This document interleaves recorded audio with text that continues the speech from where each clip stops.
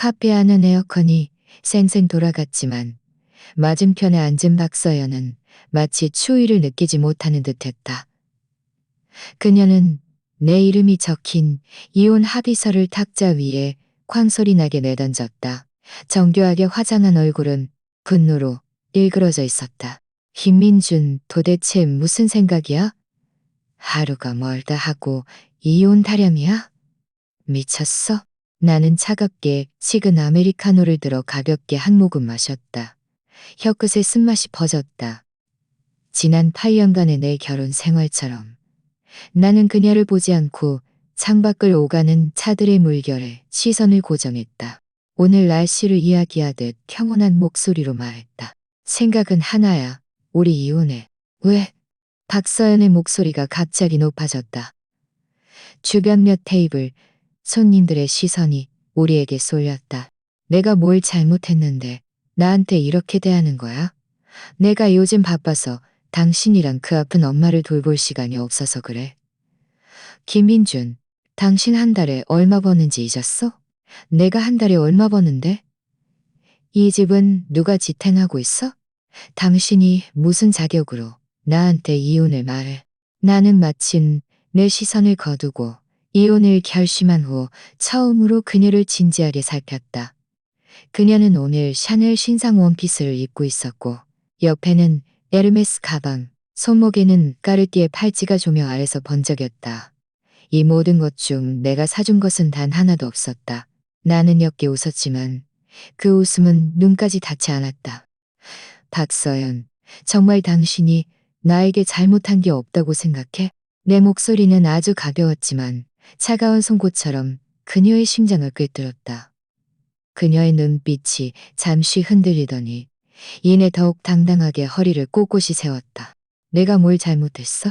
난 이 가정을 위해 힘들게 일했고 당신이랑 준서에게 좋은 생활을 해주려고 밖에서 얼마나 많은 서름을 겪었는지 알아? 당신은? 당신은 매일 그 반쯤 죽어가는 설계 사무소에 붙어 앉아서 한 달에 그 얼마 안 되는 월급이나 받고 이 집을 위해 뭘 했다고? 그녀의 말은 독이 묻은 칼날처럼 한 문장 한 문장 내 심장을 찔렀다. 언젠가 나도 그녀의 입에서 재능이 넘치고 온화한 김 선생님이라 불리며 그녀의 자아이었는데 언제부터인가 나는 그녀의 입에서 쥐꼬리만 한 월급이나 받는 무능한 인간이 되어 있었다. 나는 화를 내지 않고 서류 가방에서 또 다른 서류를 꺼내 그녀 앞으로 밀었다. 당신이 나에게 잘못한 게 없다고 생각한다니 마침 잘 됐네. 이 재산 분할 합의서도 한번 봐. 난 빈손으로 나가겠어. 집, 차, 예금 전부 당신이랑 준서에게 줄게. 박서연의 얼굴에 있던 분노가 순식간에 굳어졌다. 그 자리를 대신한 것은 당혹감과 의심이었다.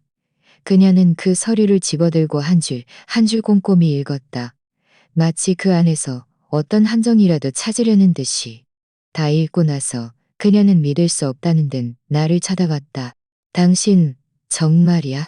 내가 언제 농담한 적이 있어. 그녀의 눈에서 의심이 서서히 사라지고 억누를 수 없는 한이와 경멸이 그 자리를 채웠다. 그래, 경멸이었다. 아마도 그녀는 내가 마침내 제 분수를 알고 자신이 그녀에게 어울리지 않는다는 것을 깨달아 이런 방식으로 마지막 남은 가련한 존엄을 얻으려 한다고 생각했을 것이다. 그래도 양심은 있네. 그녀는 그 재산 분할 합의서를 조심스럽게 자신의 에르메스 가방에 넣었다. 마치 그것이 세상에 둘도 없는 보물이라도 되느냐. 당신이 다 생각했다니 나도 말리지 않을게. 하지만 김민준, 기억해둬. 당신 스스로 이혼하자고 한 거야. 나중에 후회하고 나에게 다시 돌아와 매달릴 일 없을 거야. 나는 그녀가 그토록 조급해하는 모습을 보며 마음속 마지막 남은 온정도 완전히 사라지는 것을 느꼈다. 안심해. 나는 자리에서 일어나 그녀를 내려다보았다. 영원히 그런 날은 오지 않을 테니. 말을 마친 나는 더 이상 그녀를 보지 않고 문을 향해 걸어갔다. 등 뒤에서 그녀의 약간 의아해하는 목소리가 들려왔다. 참, 다음 주 준서 어린이집 학부모 상담은 당신이 직접 가. 나는 고객과의 약속이 있어서 바빠. 내 발걸음이 멈칫했지만 뒤돌아보지 않았다. 그저 입가에 차가운 미소가 걸렸을 뿐이었다. 준서학부모 상담이라니. 정말 뻔뻔하기 짝이 없었다. 카페 문을 열고 나오자 찌는 듯한 바깥 공기가 확 기쳐왔지만 나는 온몸이 가벼워지는 것을 느꼈다. 8년의 족쇄가 이 순간 마침 내 손으로 부서졌다. 박서연, 당신은 당신이 이겼다고 생각하겠지? 아니, 당신은 영원히 모를 거야. 오늘을 위해 내가 얼마나 오랫동안 준비했는지.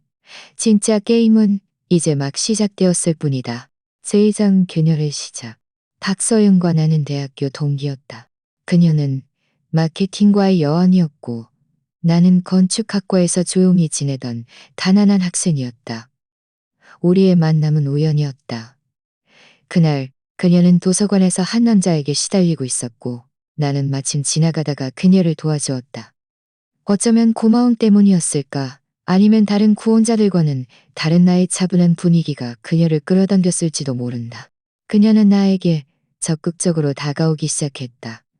내가 전혀 관심 없는 전공 수업에 책을 들고 와서 듣기도 했고 아끼던 용돈을 모아 내 생일에 꽤 비싼 손목시계를 선물하기도 했다. 내가 밤늦게까지 도면을 그릴 때면 말없이 옆에 앉아 따뜻한 우유 한 잔을 건네주기도 했다. 그때의 박서연은 한 그루에 빛나는 나무 같았다. 평범하고 암울했던 나의 청춘을 환하게 비춰주었다. 나는 나도 모르게 그녀를 사랑하게 되었다. 졸업 후 나는 가족의 반대에도 불구하고 이 낯선 서울에 남았다. 우리는 아주 작은 원룸을 빌려 살았다. 생활은 힘들었지만 희망으로 가득했다. 나는 서울의 유명 건축 설계 사무소에 입사하여 가장 밑바닥에 도면 그리는 일부터 시작했다. 박서연은 뛰어난 외모와 사교 능력으로 대기업 소비재 회사에 들어가 영업직으로 일했다. 첫 월급을 받았을 때 나는 그녀를 데리고 강남에서 가장 비싼 레스토랑에 가서 그녀가 가장 좋아하는 웰링턴 스테이크를 호기롭게 주문했던 것을 아직도 기억한다. 그녀는 나를 보며 눈을 반짝였다. 김민준, 당신 정말 멋져. 나는 말했다. 앞으로는 내가 당신에게 더 좋은 생활을 해줄게. 나는 빈말을 하지 않았다. 나는 죽어라 일했다. 야근하고 출장을 다녔다. 남들이 거리는 힘들고 어려운 일은 내가 나서서 했다. 나의 재능과 노력은 곧 상사의 인정을 받았고 직위와 연봉은 꾸준히 상승했다. 5년 만에 나는 평범한 도면 담당자에서 프로젝트 책임 설계사로 승진했고 연봉도 처음에 몇 천만 원에서 3억 원 가까이 올랐다. 우리는 서울 도심에 대출을 받아 방 3개짜리 아파트를 샀고 자가용도 생겼다. 프로포즈 하던 날 나는 반년 동안 모은 돈으로 1캐럿짜리 다이아몬드 반지를 샀다. 박서연은 기쁨에 겨워 내 품에 안겨 말했다. 김민준, 내가 역시 사람 보는 눈이 틀리지 않았어. 결혼 2년 후 우리 아들 준서가 태어났다. 아들의 탄생은 이 가정을 더욱 완전하게 만들었고 나의 일에 대한 동기를 더욱 불어넣었다. 나는 우리가 모든 동화 속 이야기처럼 오래오래 행복하게 살았습니다. 할 줄 알았다. 하지만 현실은 동화보다 훨씬 잔혹했다. 균열은 박서연이 영업 총괄이사로 승진한 후부터 나타나기 시작했다. 그녀의 월급은 2배로 뛰었지만 회식도 점점 더 많아졌다. 그녀는 잦은 야근과 늦은 귀가로 몸에 늘 짙은 술 냄새와 낯선 향수 냄새를 풍겼다. 처음에는 별다른 생각을 하지 않았다. 영업이라는 직업은 어쩔 수 없는 일이라고 생각했다. 나는 그녀를 이해했다. 미리 꿀물을 준비해 두었고 그녀가 술에 취해 집에 돌아오면 말없이 화장을 지워주고 잠옷으로 갈아입혀 주었다. 그녀는 나를 안으며 웅얼거렸다. 여보 미안해. 나도 마시고 싶지 않아. 다 이 가정을 위해서야. 그때마다 나는 안타까움에 가슴 아파하며 스스로에게 더 노력해서 그녀가 이런 어쩔 수 없는 삶에서 벗어나게 해줘야 한다고 다짐했다. 하지만 점차 나는 무언가 잘못되었다는 것을 깨달았다. 그녀의 소비 수준이 수입 범위를 훨씬 초과하기 시작했다. 오늘은 몇백만 원짜리 가방, 내일은 몇천만 원짜리 코트, 모레는 고급 미용실에서 수천만 원짜리 연간 회원권을 끊는 시기였다. 우리는 결혼 후 각자 재정을 관리했지만 집대 출금, 자동차 할부금, 관리비, 수도세, 전기세, 그리고 아이의 모든 지출은 거의 내가 부담하고 있었다. 박서연의 월급은 그녀가 알아서 썼지만 그렇다고 해도 그녀의 수입으로는 그런 사치스러운 소비를 감당할 수 없었다. 나는 한 번 물어본 적이 있다. 돈이 어디서 나는 거냐고. 그녀는 매우 짜증스럽게 나에게 한마디를 내던졌다. 당연히 내 실적 수당이랑 보너스지. 당신처럼 한 달에 그 얼마 안 되는 월급이나 받는 줄 알아. 그것은 그녀가 나에게 처음으로 그런 멸시하는 어조로 말한 순간이었다. 내 심장은 마치 찢어지는 듯했다. 나는 한때 내가 사주니만 원짜리 립스틱 하나에도 며칠 내내 기뻐하던 그 여자를 보았다. 언제부터인가 그녀는 이렇게 낯선 사람이 되어 있었다. 나의 이해와 배려는 그녀의 눈에는 무능함과 한심함으로 비치는 듯했다. 그날부터 우리 사이의 대화는 점점 줄어들었다. 내가 야근하고 집에 돌아오면 더 이상 따뜻한 저녁밥이 아니라 차가운 밥솥과 텅 빈 것이 나를 맞이했다. 그녀는 더 이상 나의 일이 잘 풀리는지 관심 두지 않았고 내 생일도 기억하지 못했다. 그녀의 모든 시간과 에너지는 그녀의 일, 그녀의 친구들, 그리고 그녀의 명품 가방과 옷에 쓰였다. 우리 사이에는 보이지 않는 벽이 생긴 듯했다. 나는 대화를 시도했다. 불필요한 회식을 줄이고 가정으로 돌아와 나와 아이와 함께 시간을 더 보내기를 바랐다. 하지만 매번 싸움으로 변질되었다. 김민준, 당신 좀 철 좀 들 수 없어? 내가 이렇게 열심히 하는 게 누굴 위해서인데? 다 이 가정을 위해서인데. 지금 이 생활의 하늘에서 뚝 떨어진 줄 알아. 저기 장 사모님, 이 사모님 봐봐. 남편들은 다 회사 사장이고 다 포르쉐 타고 다니고 다 대저택에 사는데 당신은? 낡은 파사트나 모는 보잘것없는 설계사 주제에 나한테 이래라 저래라 할 자격이 있어? 당신이 능력이 있어. 당신이 능력이 있어 그만두고 전업주부로 살게 해줘. 한마디 한마디가 무딘 칼날처럼 내 심장과 자존심을 반복해서 도려냈다. 나는 점차 침묵했다. 나는 정말 나의 문제일까? 내가 돈 버는 능력이 부족해서 그녀가 이렇게 비뚤어지고 냉정해진 걸까 의심하기 시작했다. 이 가정을 위해 준서가 온전한 어린 시절을 보낼 수 있도록 나는 인내를 선택했다. 내가 조금만 더 노력하고 조금만 더 노력하고 조금만 더 성공하면 그녀의 마음을 되돌릴 수 있을 거라고 생각했다. 그래서 나는 더욱 미친 듯이 일했다. 난이도가 매우 높은 지방 프로젝트 몇 개를 맡았다. 나는 종종 한두 달씩 출장을 떠났고 가족과 함께하는 시간은 점점 줄어들었다. 나는 나의 희생을 그녀가 알아줄 거라고 순진하게 생각했다. 제3장 심장이 멈춘 순간 어머니가 아프기 전까지는 어머니는 요독증 진단을 받으셨고 즉시 입원하여 장기 투석을 해야 했다. 이후의 치료와 수술에는 큰돈이 필요했다. 나는 그때 집안에서 매우 중요한 프로젝트를 진행 중이었다. 전화를 받고 심장이 타들어가는 것 같았다. 나는 즉시 박서연에게 전화하여 이 소식을 알렸다. 어머니를 돌봐주고 우리가 공동 명의로 된 계좌에 있는 5천만 원을 인출해서 입원비를 된 계좌에 있는 5천만 원을 인출해서 그 5천만 원은 우리의 모든 저축이었고 내가 몇 년 동안 밤낮 없이 죽어라 일해서 번 돈이었다. 전화 너머 박서연의 목소리는 유난히 차가웠다. 당신 엄마 아픈데 나한테 뭘 어쩌라는 거야? 내가 의사도 아니고 내 심장이 쿵 하고 내려앉았다. 나는 화를 억누르며 말했다.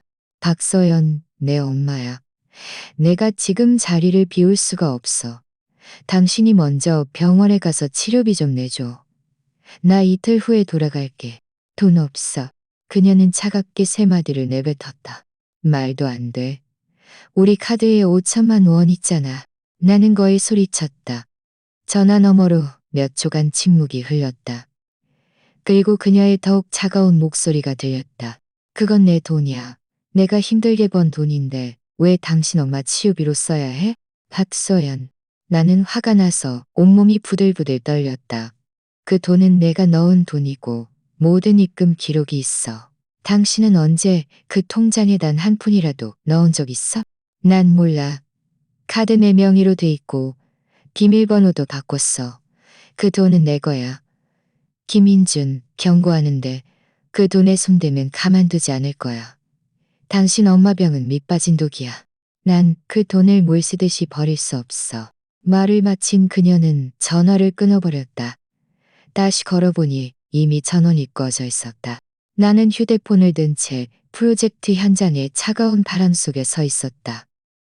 머리부터 발끝까지 얼어붙는 것 같았다. 원래 그녀의 마음속에서 나의 어머니, 살아있는 사람의 목숨이 그 차가운 숫자들보다 못했던 것이다. 원래 내가 온 힘을 다해 지키려 했던 이 가정이 그녀의 눈에는 언제든 빨아먹고 버릴 수 있는 도구에 불과했던 것이다. 원래 그녀에 대한 나의 모든 사랑과 포용은 그저 터무니없는 그 순간 내 마음은 죽었다. 나는 그날 밤 열 몇 시간 동안 무궁화호를 타고 집으로 달려갔다. 지문은 지문 인식 잠금 장치였는데 내 지문은 이미 삭제되어 있었다. 나는 내가 반평생 심혈을 기울여 산집 앞에서 바보처럼 서 있었다. 결국 열쇠 수리공을 불러서야 겨우 들어갈 수 있었다. 집안은 텅 비어 있었다. 박서연과 준서 모두 없었다. 공기 중에는 그녀가 늘 사용하던 값비싼 향수 냄새가 남아 있었고 이 집의 여주인이 누구인지를 상기시켜 주었다.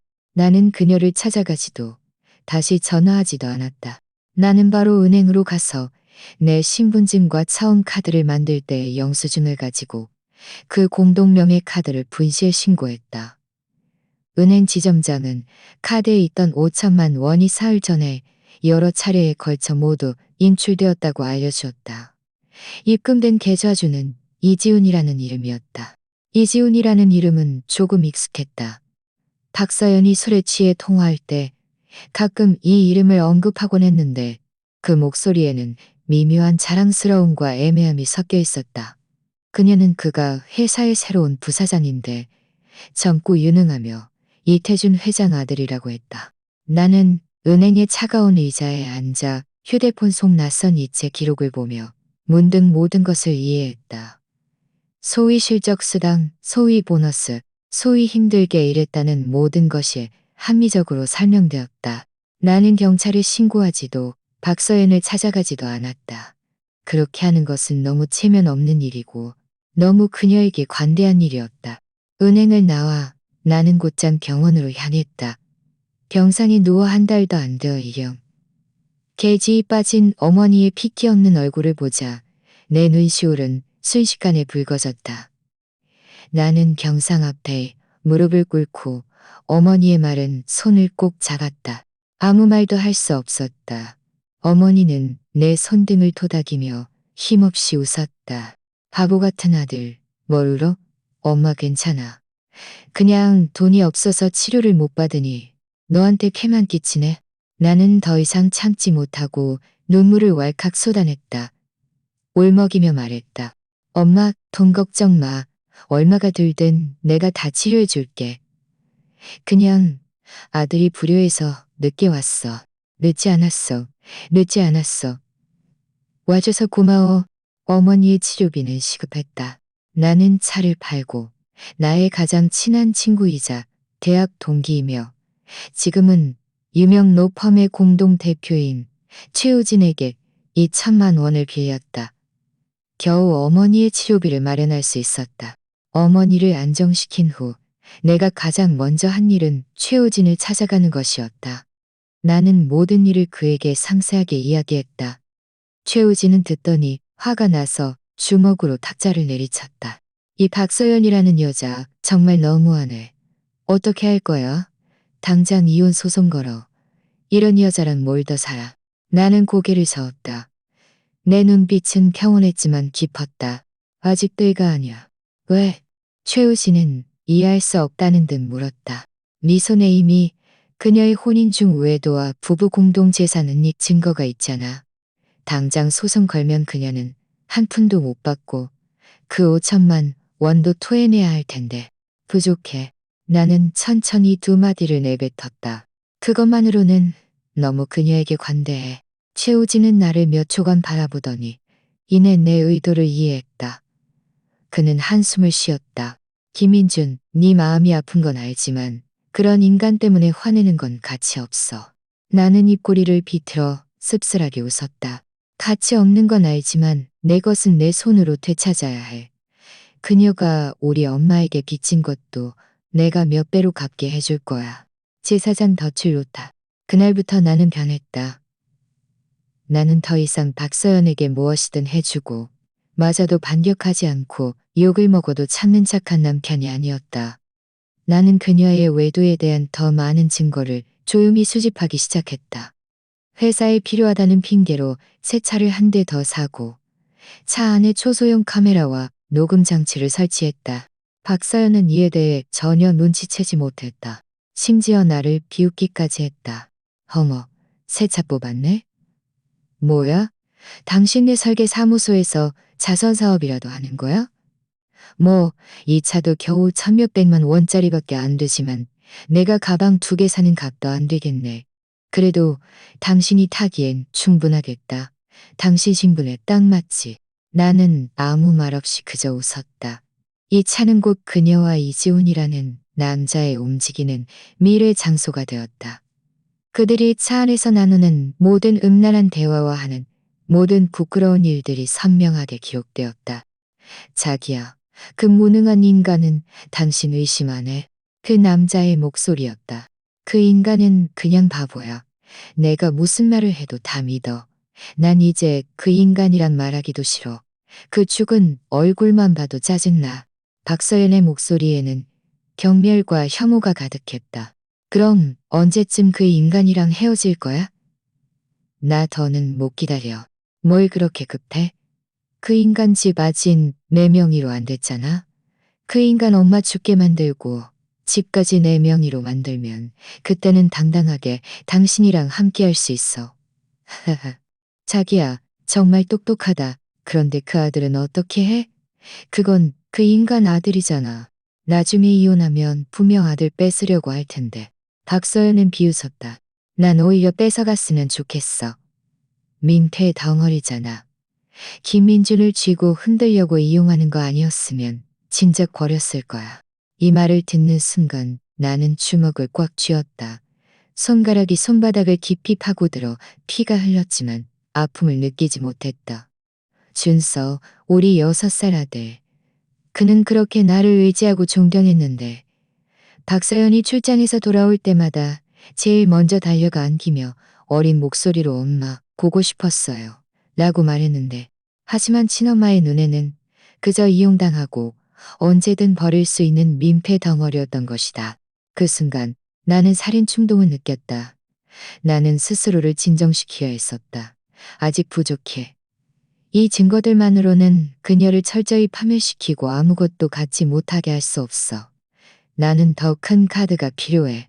그녀를 영원히 수치스러운 기둥에 못 박아 다시는 이어서지 못하게 할 카드가. 곧 기회가 찾아왔다. 준서의 유치원에서 건강검진을 한다고 했다. 그중 하나가 혈액형 검사였다. 나는 준서의 건강검진 결과를 받았던 그날 하늘이 무너지는 듯한 느낌을 영원히 잊지 못할 것이다. 결과지에는 준서가 AB형이라고 선명하게 적혀 있었다. 나는 O형이고 박서연은 A형이었다. O형 아버지와 A형 어머니 사이에서는 그 어떤 경우에도 AB형 아이가 태어날 수 없다. 이 가장 기본적인 생물학적 상식이 내 머릿속에서 번개처럼 터져나왔다. 나는 유치원 문 앞에 서서 멀지 않은 곳에서 친구들과 웃고 떠드는 준서를 보며 온몸이 얼어붙는 것 같았다. 피가 모두 응고된 듯했다. 내가 6년 동안 키운 아들, 6년 동안 나를 아빠라고 불렀던 아이가 내 친아들이 아니었던 것이다. 나는 어떻게 집에 돌아왔는지도 모른다. 나는 서재에 틀어박혀 그 건강검진 결과를 몇 번이고 다시 보았다. 결과지 위에 선명한 붉은 글씨는 걸 연간의 내 삶을 산산조각 냈다. 나는 박서연의 나날이 차가워지는 태도를 떠올렸다. 그녀의 아무런 징조 없는 거액 소비를 떠올렸다. 그녀의 아무런 징조 없는 거액 소비를 떠올렸다. 그녀의 준서에 대한 뜨뜻미지근하고 무관심한 뜨뜻미지근하고 무관심한 뜨뜻미지근하고 내가 이해할 수 없었던 모든 세부 사항들이 이 순간 해답을 찾았다. 원래 나는 아내에게 배신당한 남편일 뿐만 아니라 다른 남자의 아들을 6년 동안 키워준 얼간이었던 것이다. 나는 웃었다. 웃다가 눈물이 흘러내렸다. 박서연, 이지훈, 너희 정말 대단하다. 정말 잔인하네. 나는 어둠 속에 앉아 밤을 새웠다. 날이 밝았을 때 나는 눈물을 닦았다. 내 눈빛에는 뼛속까지 사무치는 한기만이 남았다. 나는 박서연에게 따져 묻지 않았다. 그렇게 하는 것은 그저 뱀을 놀라게 할 뿐이었다. 내가 해야 할 일은 가장 확실한 증거를 확보하는 것이었다. 나는 몰래 준서의 머리카락 샘플을 채취하고 건강검진을 핑계로 내 혈액 샘플을 확보했다. 그리고 최우진에게 부탁하여 가장 권위 있는 법의학 감정센터에 친자 확인 검사를 의뢰했다. 결과를 기다리는 며칠 동안 나는 넉나간 사람처럼 지냈다. 평소처럼 출근하고 퇴근해서 집에 돌아왔다. 박서연의 냉소와 조롱에도 내 마음은 미동도 없었다. 심지어 그녀에게 미소까지 지어 보였다. 그녀는 내가 마침내 TM했다고 생각했는지 나를 더욱 경멸했다. 그녀는 몰랐을 것이다. 그녀가 보지 못하는 곳에서 내가 그녀와 그녀의 정부를 꼼짝없이 가둘떠칠 짜고 있다는 것을. 감정 보고서를 받던 날은 흐린 날이었다. 나는 차 안에 앉아 한참 동안이나 그 누런 봉투를 뜯을 용기가 나지 않았다. 나는 심지어 마음속 한구석에 실현 불가능한 환상을 품고 있었다. 혹시 병원에서 실수를 한 건 아닐까? 최우진에게서 전화가 걸려왔다. 결과 나왔어? 아직 안 봤어. 전화 너머 최우진은 침묵했다. 그는 내가 망설이고 있다는 것을 알았다. 한참 후 그는 낮은 목소리로 말했다. 김민준, 결과가 어떻든 너는 직면해야 해. 기억해. 너 혼자가 아니야. 나도 있고 네 어머니도 계시잖아. 나는 전화를 끊고 깊이 숨을 들이쉬었다. 떨리는 손으로 봉투의 입구를 찢었다. 감정 보고서는 여러 페이지에 걸쳐 있었지만 나는 곧장 마지막 페이지로 넘겼다. 그 한 줄의 결론은 불에 달군 쇠붙이처럼 내 눈과 심장에 박혔다. DNA 분석 결과에 따르면 김민주는 김준서의 생물학적 아버지에서 배제됩니다. 뇌는 텅 비었고 세상은 순식간에 무너져 내렸다. 이미 마음의 준비를 하고 있었음에도 불구하고 진실이 적나라하게 눈앞에 드러나자 그 파괴적인 충격은 나를 거의 질식시켰다. 나는 운전대에 엎드려 상처 입은 야수처럼 소리 없는 울부짖음을 토해냈다. 눈물은 더 이상 통제할 수 없었고 폭포수처럼 쏟아져 내렸다. 내가 울었던 것은 이미 오래전에 죽어버린 결혼 생활 때문이 아니었다. 내가 울었던 것은 헛되이 바친 6년의 청춘과 감정 때문이 아니었다.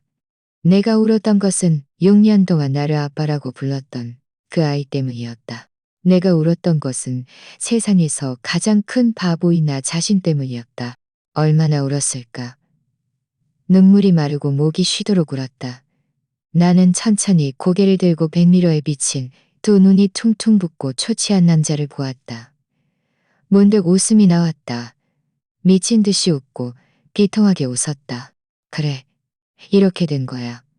김민준, 오늘부터 박서연을 깊이 사랑했던 김민준은 죽었어. 살아남은 것은 오직 복수자뿐이다. 제5장 반격의 서막. 나는 이혼을 위한 마지막 준비를 시작했다. 먼저 어머니를 부산의 더 좋은 사립병원으로 옮겼다. 그곳에는 전국 최고의 신장질환 전문의들이 있었고 환경도 더 조용했다. 부산을 선택한 것은 더 나은 치료 때문이기도 했지만 박서연이 그녀를 찾아내 나를 협박하지 못하게 하기 위함이었다. 그 후 나는 나와 박서연의 공동재산을 정리하기 시작했다.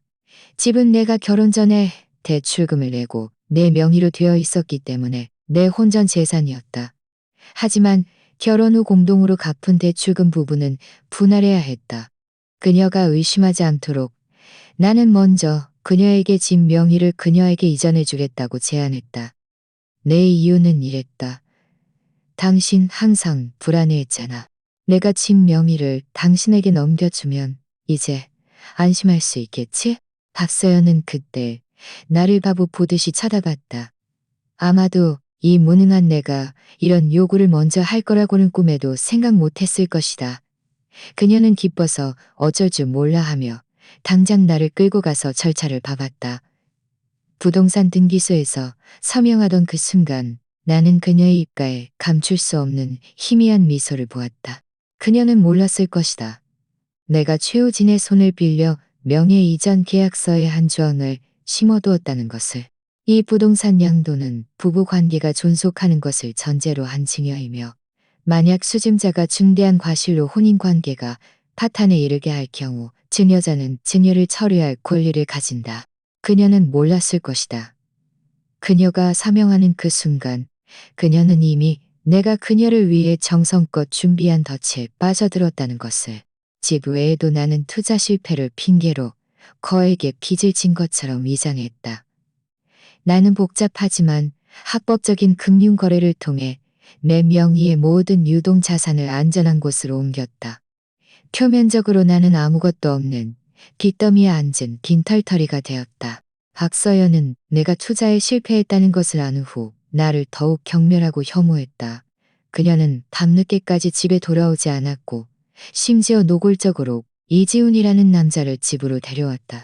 그날 나는 일찍 퇴근했다. 문을 열자마자 현관에 낯선 남자 구두가 놓여있는 것을 보았다. 고치 최신상이었다. 값비 싼 것이 분명했다.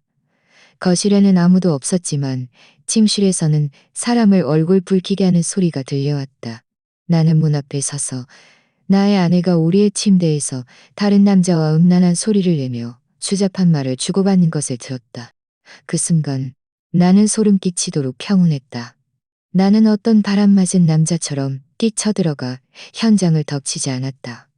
나는 그저 말없이 뒤로 물러나 문을 닫았다. 그리고 휴대폰을 꺼내 경비실에 전화했다. 여보세요. 동 1701호 입주민이신가요? 댁 현관문 앞에 있는 CCTV가 고장난 것 같아서요. 저희가 사람을 보내서 수리해 드릴게요. 5분 후 경비실 수리 기사가 왔다. 나는 그가 수리하는 동안 박서연을 파멸시킬 완벽한 CCTV 녹화 영상을 확보했다.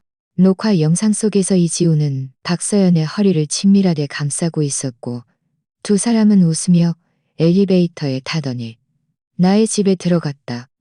시간, 장소, 인물, 증거는 산처럼 확실했다.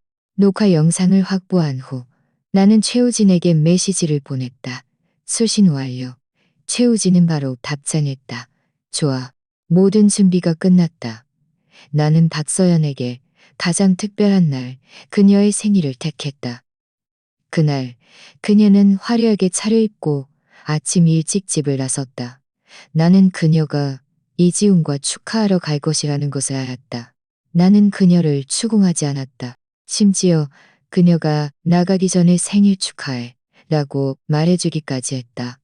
그녀는 잠시 멈칫하더니 건성으로 대답하고 하이힐을 신고 뒤도 돌아보지 않고 가버렸다. 그녀가 나간 후 나는 미리 준비해둔 여행 가방을 꺼내 내 물건들을 챙기기 시작했다. 사실 챙길 것도 별로 없었다. 내가 한때 심혈을 기울여 사랑으로 꾸몄던 이 집에는 더 이상 나의 흔적이 별로 남아있지 않았다. 내 옷은 그녀에게 버림받아 옷장 가장 구석에 처박혀 있었고 내 책은 그녀가 포장해서 창고에 버려두었고 내 설계 모형은 그녀가 쓰레기처럼 절반 이상을 버렸다. 나는 갈아입을 옷 몇 벌, 내 노트북, 그리고 서재에 있던 나와 어머니의 가족 사진만 챙겼다. 떠나기 전 나는 굴욕과 배신으로 가득 찬 이 집을 마지막으로 한 번 더 보았다. 나는 휴대폰을 꺼내 박서연의 어머니 즉 나의 장모님에게 전화했다. 나의 장모님은 박서연과 마찬가지로 지극히 속물적이고 냉정한 여자였다. 내가 가난한 학생이었을 때 그녀는 온갖 수단을 동원해 나와 박서연의 만남을 방해했다. 나중에 내가 사업에 성공하자 그녀는 나에게 180도 태도를 바꾸어 누구보다도 사과를 바꾸어 누구보다도 지난 2년간 박서연이 나에게 점점 더 나빠지자 그녀는 말리기는커녕 옆에서 부추기며 내가 자기 딸에게 어울리지 않는다고 은근히 말했다. 전화는 곧 연결되었다. 여보세요? 김민준이니? 무슨 일이야? 장모님의 목소리는 여전히 거만하고 오만했다. 어머니. 나는 침착하게 입을 열었다. 저랑 서연이 이혼하려고 해요. 전화 너머가 갑자기 침묵하더니 날카로운 질문이 터져 나왔다. 이혼? 김민준 너 무슨 소리야? 혹시 너 딴 여자라도 생긴 거야? 내가 말해두는데 내 딸은 너한테 잘못한 거 없어. 네가 감히 내 딸한테 잘못하면 내가 널 가만두지 않을 거야. 나는 웃었다. 어머니, 걱정 마세요. 저는 빈손으로 나갈 거고 집이랑 차 전부 서연이에게 줄 겁니다. 장모님은 멍해졌다. 내가 그렇게 말할 거라고는 예상치 못한 듯했다. 너 정말이야? 정말입니다. 하지만 조건이 하나 있어요. 무슨 조건? 그녀의 목소리에는 경계심이 가득했다. 나는 잠시 멈췄다가 한마디 한마디 또렷하게 말했다. 제가 떠난 후에 서연이에게 전해주세요. 김민주는 더 이상 남의 자식을 키울 의무가 없다고요. 나는 말을 마친 후 그녀가 반응하기도 전에 전화를 끊었다. 나는 그녀의 영악함으로 미루어 볼 때 내 말의 의미를 분명히 이해했을 것이라고 알았다. 그녀가 박서연에게 이 사실을 말할지 말지는 그녀가 자기 딸을 더 사랑하는지 아니면 딸이 콧손에 넣을 집과 재산을 더 사랑하는지에 달려 있었다. 이 모든 것을 마치고 나는 여행 가방을 끌고 뒤도 돌아보지 않고 그 집을 나섰다. 문을 닫는 순간 나는 길게 한숨을 쉬었다. 공기는 전례 없이 상쾌했다. 하지만 나는 박서연의 복수가 그렇게 빨리 찾아올 줄은 몰랐다. 아니, 복수라기보다는 그녀가 약점을 찔린 후에 광적인 반격이었다. 제6장 폭풍 전야. 내가 호텔에 체크인한 지 2시간도 채 안 되어 회사 상사에게서 전화가 걸려왔다. 전화가 연결되자마자 상사는 나에게 벼락같이 욕을 퍼부었다. 김민준, 도대체 무슨 일이야? 네가 누굴 건드렸는지 알아? 천유그룹이 부사장님이 직접 전화해서 우리 회사와의 모든 협력을 중단하겠다고 했어. 그리고 너를 해고하라고 지목했어. 천유그룹은 이 부사장의 아버지 회사이자 우리 설계 사무소의 현재 가장 큰 클라이언트였다. 이 부사장은 또 말했어. 네가 하루라도 우리 회사에 있는 한 우리 설계 사무소는 단 하나의 프로젝트도 맡지 못할 거라고. 김민준, 도대체 무슨 짓을 한 거야? 나는 전화기를 든 채 눈빛이 차가워졌다. 아주 좋은 수법이군. 박서연, 나를 완전히 벼랑 끝으로 몰아세워 무일푼의 폐인으로 만들 작전이구나. 상사님, 죄송합니다. 회사에 폐를 끼쳤네요. 나는 침착하게 말했다. 지금 바로 사직서 쓰겠습니다. 이 자식. 상사는 화가 나서 말을 잇지 못했다. 당장 꺼져. 최대한 멀리 사라져버려. 전화를 끄는 나는 화도 나지 않았고 실망하지도 않았다. 이 모든 것은 이미 내 예상 속에 있었다. 나는 노트북을 열고 미리 준비해둔 문서를 한 이메일 주소로 전송했다. 그 이메일의 주인은 국내 최대 부동산 그룹이자 천유그룹의 가장 큰 경쟁사인 화원그룹의 한태성 회장이었다.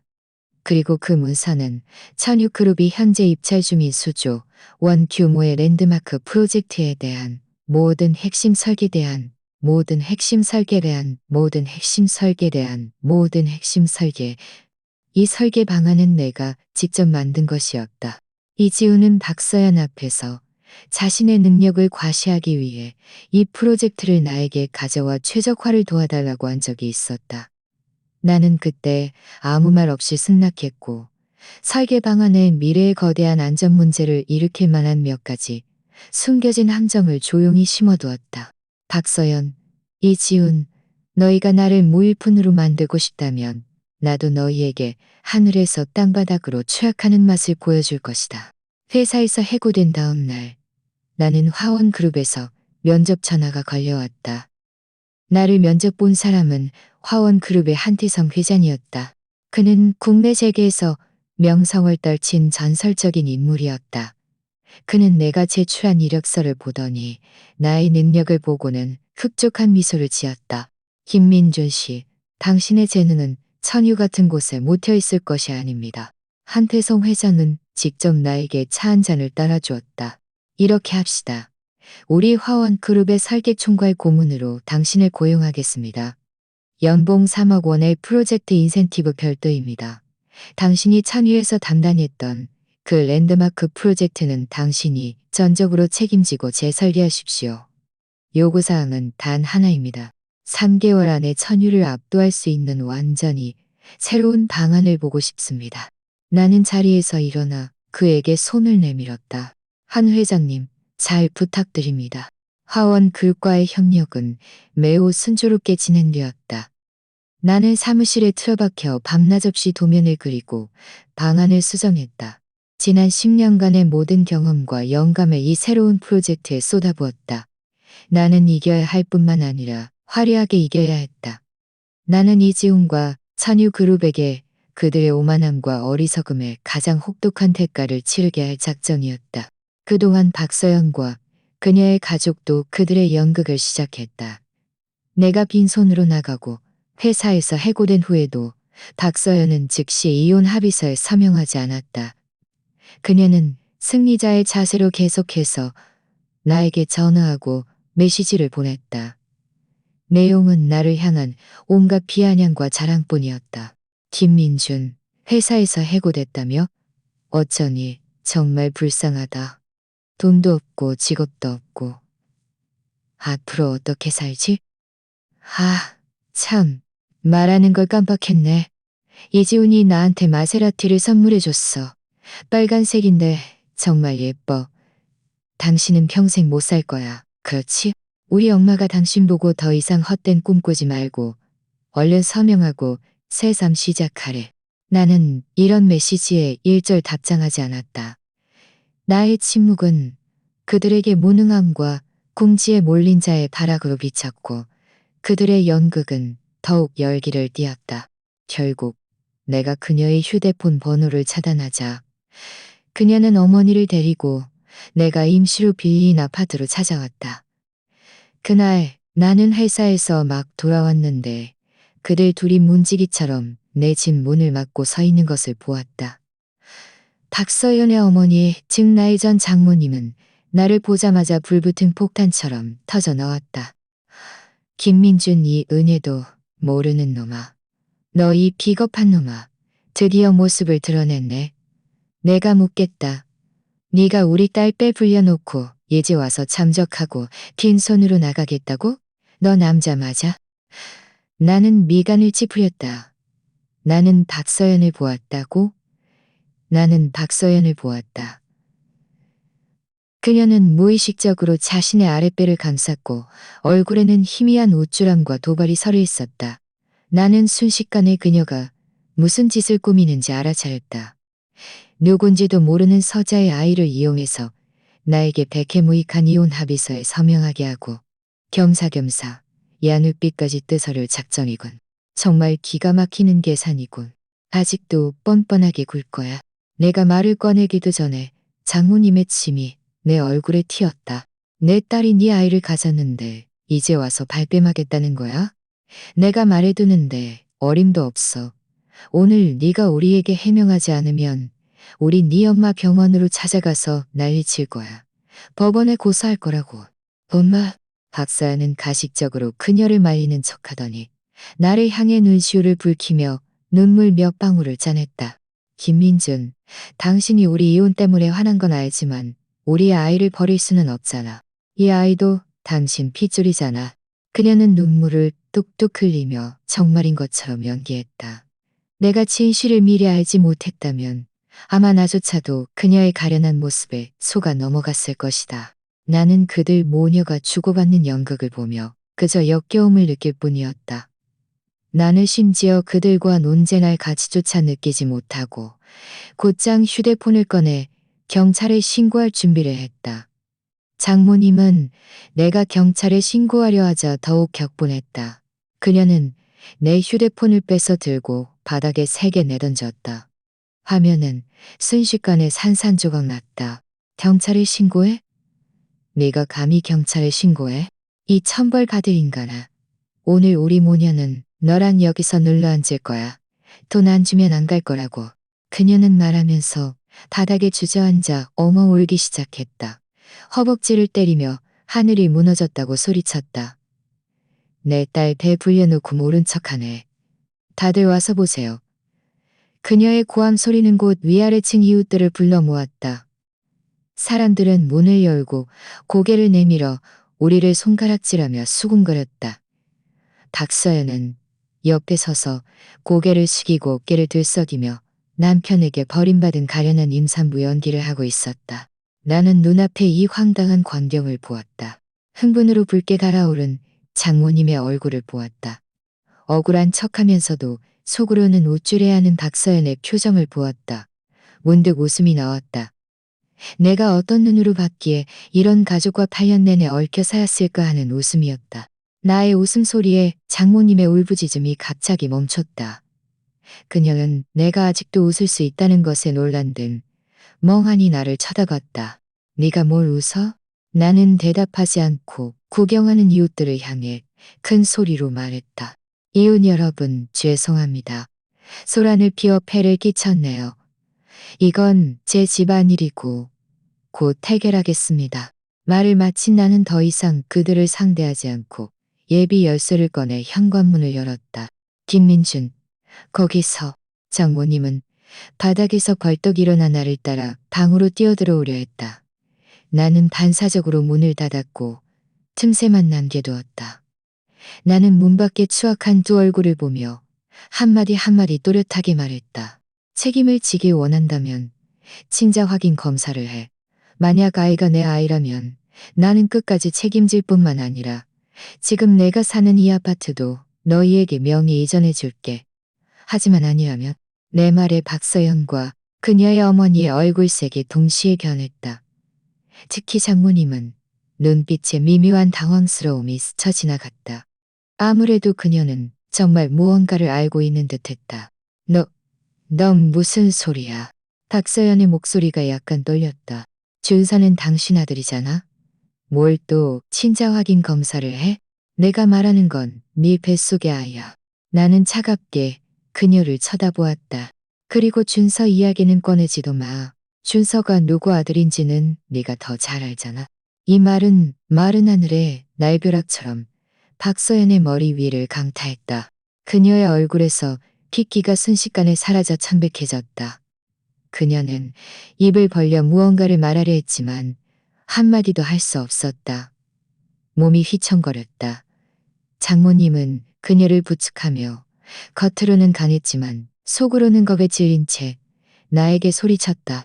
김민준, 여기서 헛소리하지 마. 준서가 네 아들이 아니면 누구 아들이야? 너 그냥 책임 회피하려고 핑계대는 거지? 헛소리? 너희들이 더 잘 알겠지? 더 이상 너희랑 이야기할 가치도 없어. 지금 당장 병원에 가서 검사하든가 아니면 꺼져. 그렇지 않으면 나는 명예훼손죄와 주거침입죄로 경찰을 불러 너희를 끌어낼 거야. 나의 전례 없는 당황한 태도에 그들은 당황했다. 그녀는 나의 차가운 눈빛을 보더니 또 휘청거리는 딸을 보았다. 잠시 동안 다시 소란을 피울 엄두를 내지 못했다. 몇 분간의 대치 끝에 그녀는 마침내 굴복했다. 그녀는 넋 나간 박서연을 부축하며 이를 갈며 한마디를 내뱉었다. 김민준, 두고 봐. 이 일 우리 그냥 넘어가지 않을 거야. 말을 마친 그들은 비참하게 계단으로 사라졌다. 그들의 뒷모습이 사라지자 나는 천천히 문을 닫았다.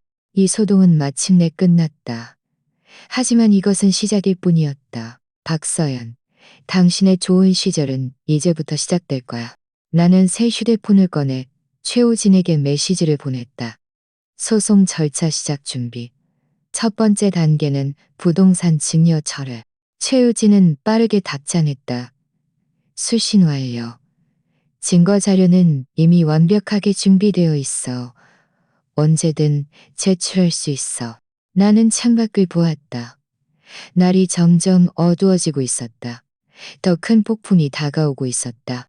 제7장 법정의 진실. 소송 절차는 빠르게 진행되었다. 최우진의 도움으로 법원은 곧 나의 사건을 수리했다. 박서연의 손에 소환장이 전달되었을 때 그녀는 온몸이 얼어붙었다고 한다. 아마도 그녀는 자신에게 순종적이고 심지어 빈손으로 나가겠다는 무능한 남편이 오히려 자신을 고소할 것이라고는 꿈에도 생각 못했을 것이다. 게다가 그녀를 고소한 이유는 혼인 중 외도와 이전의 부동산 증여 철회 요구였다. 그녀는 즉시 나에게 전화했다. 전화가 연결되자마자 그녀의 히스테리컬한 고함 소리가 터져나왔다. 김민준, 너 미쳤어? 네가 감히 나를 고소해? 네가 무슨 자격으로 나를 고소해? 집은 네가 직접 나한테 준다고 했잖아. 이제 와서 후회하는 거야? 내가 말해두는데 어림도 없어. 나는 휴대폰을 조금 떨어뜨려 그녀가 고함을 다 지른 후에야 차분하게 입을 여었다. 박서연, 내가 미쳤는지 아닌지는 판사님이 판단할 일이야. 내가 증여를 철회할 권리가 있는지 없는지는 법률 조항에 명확히 쓰여 있어.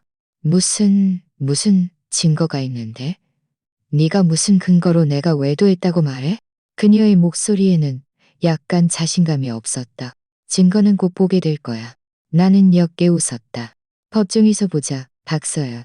아 참, 이지훈 씨에게도 준비하라고 알려주는 거 잊지 마.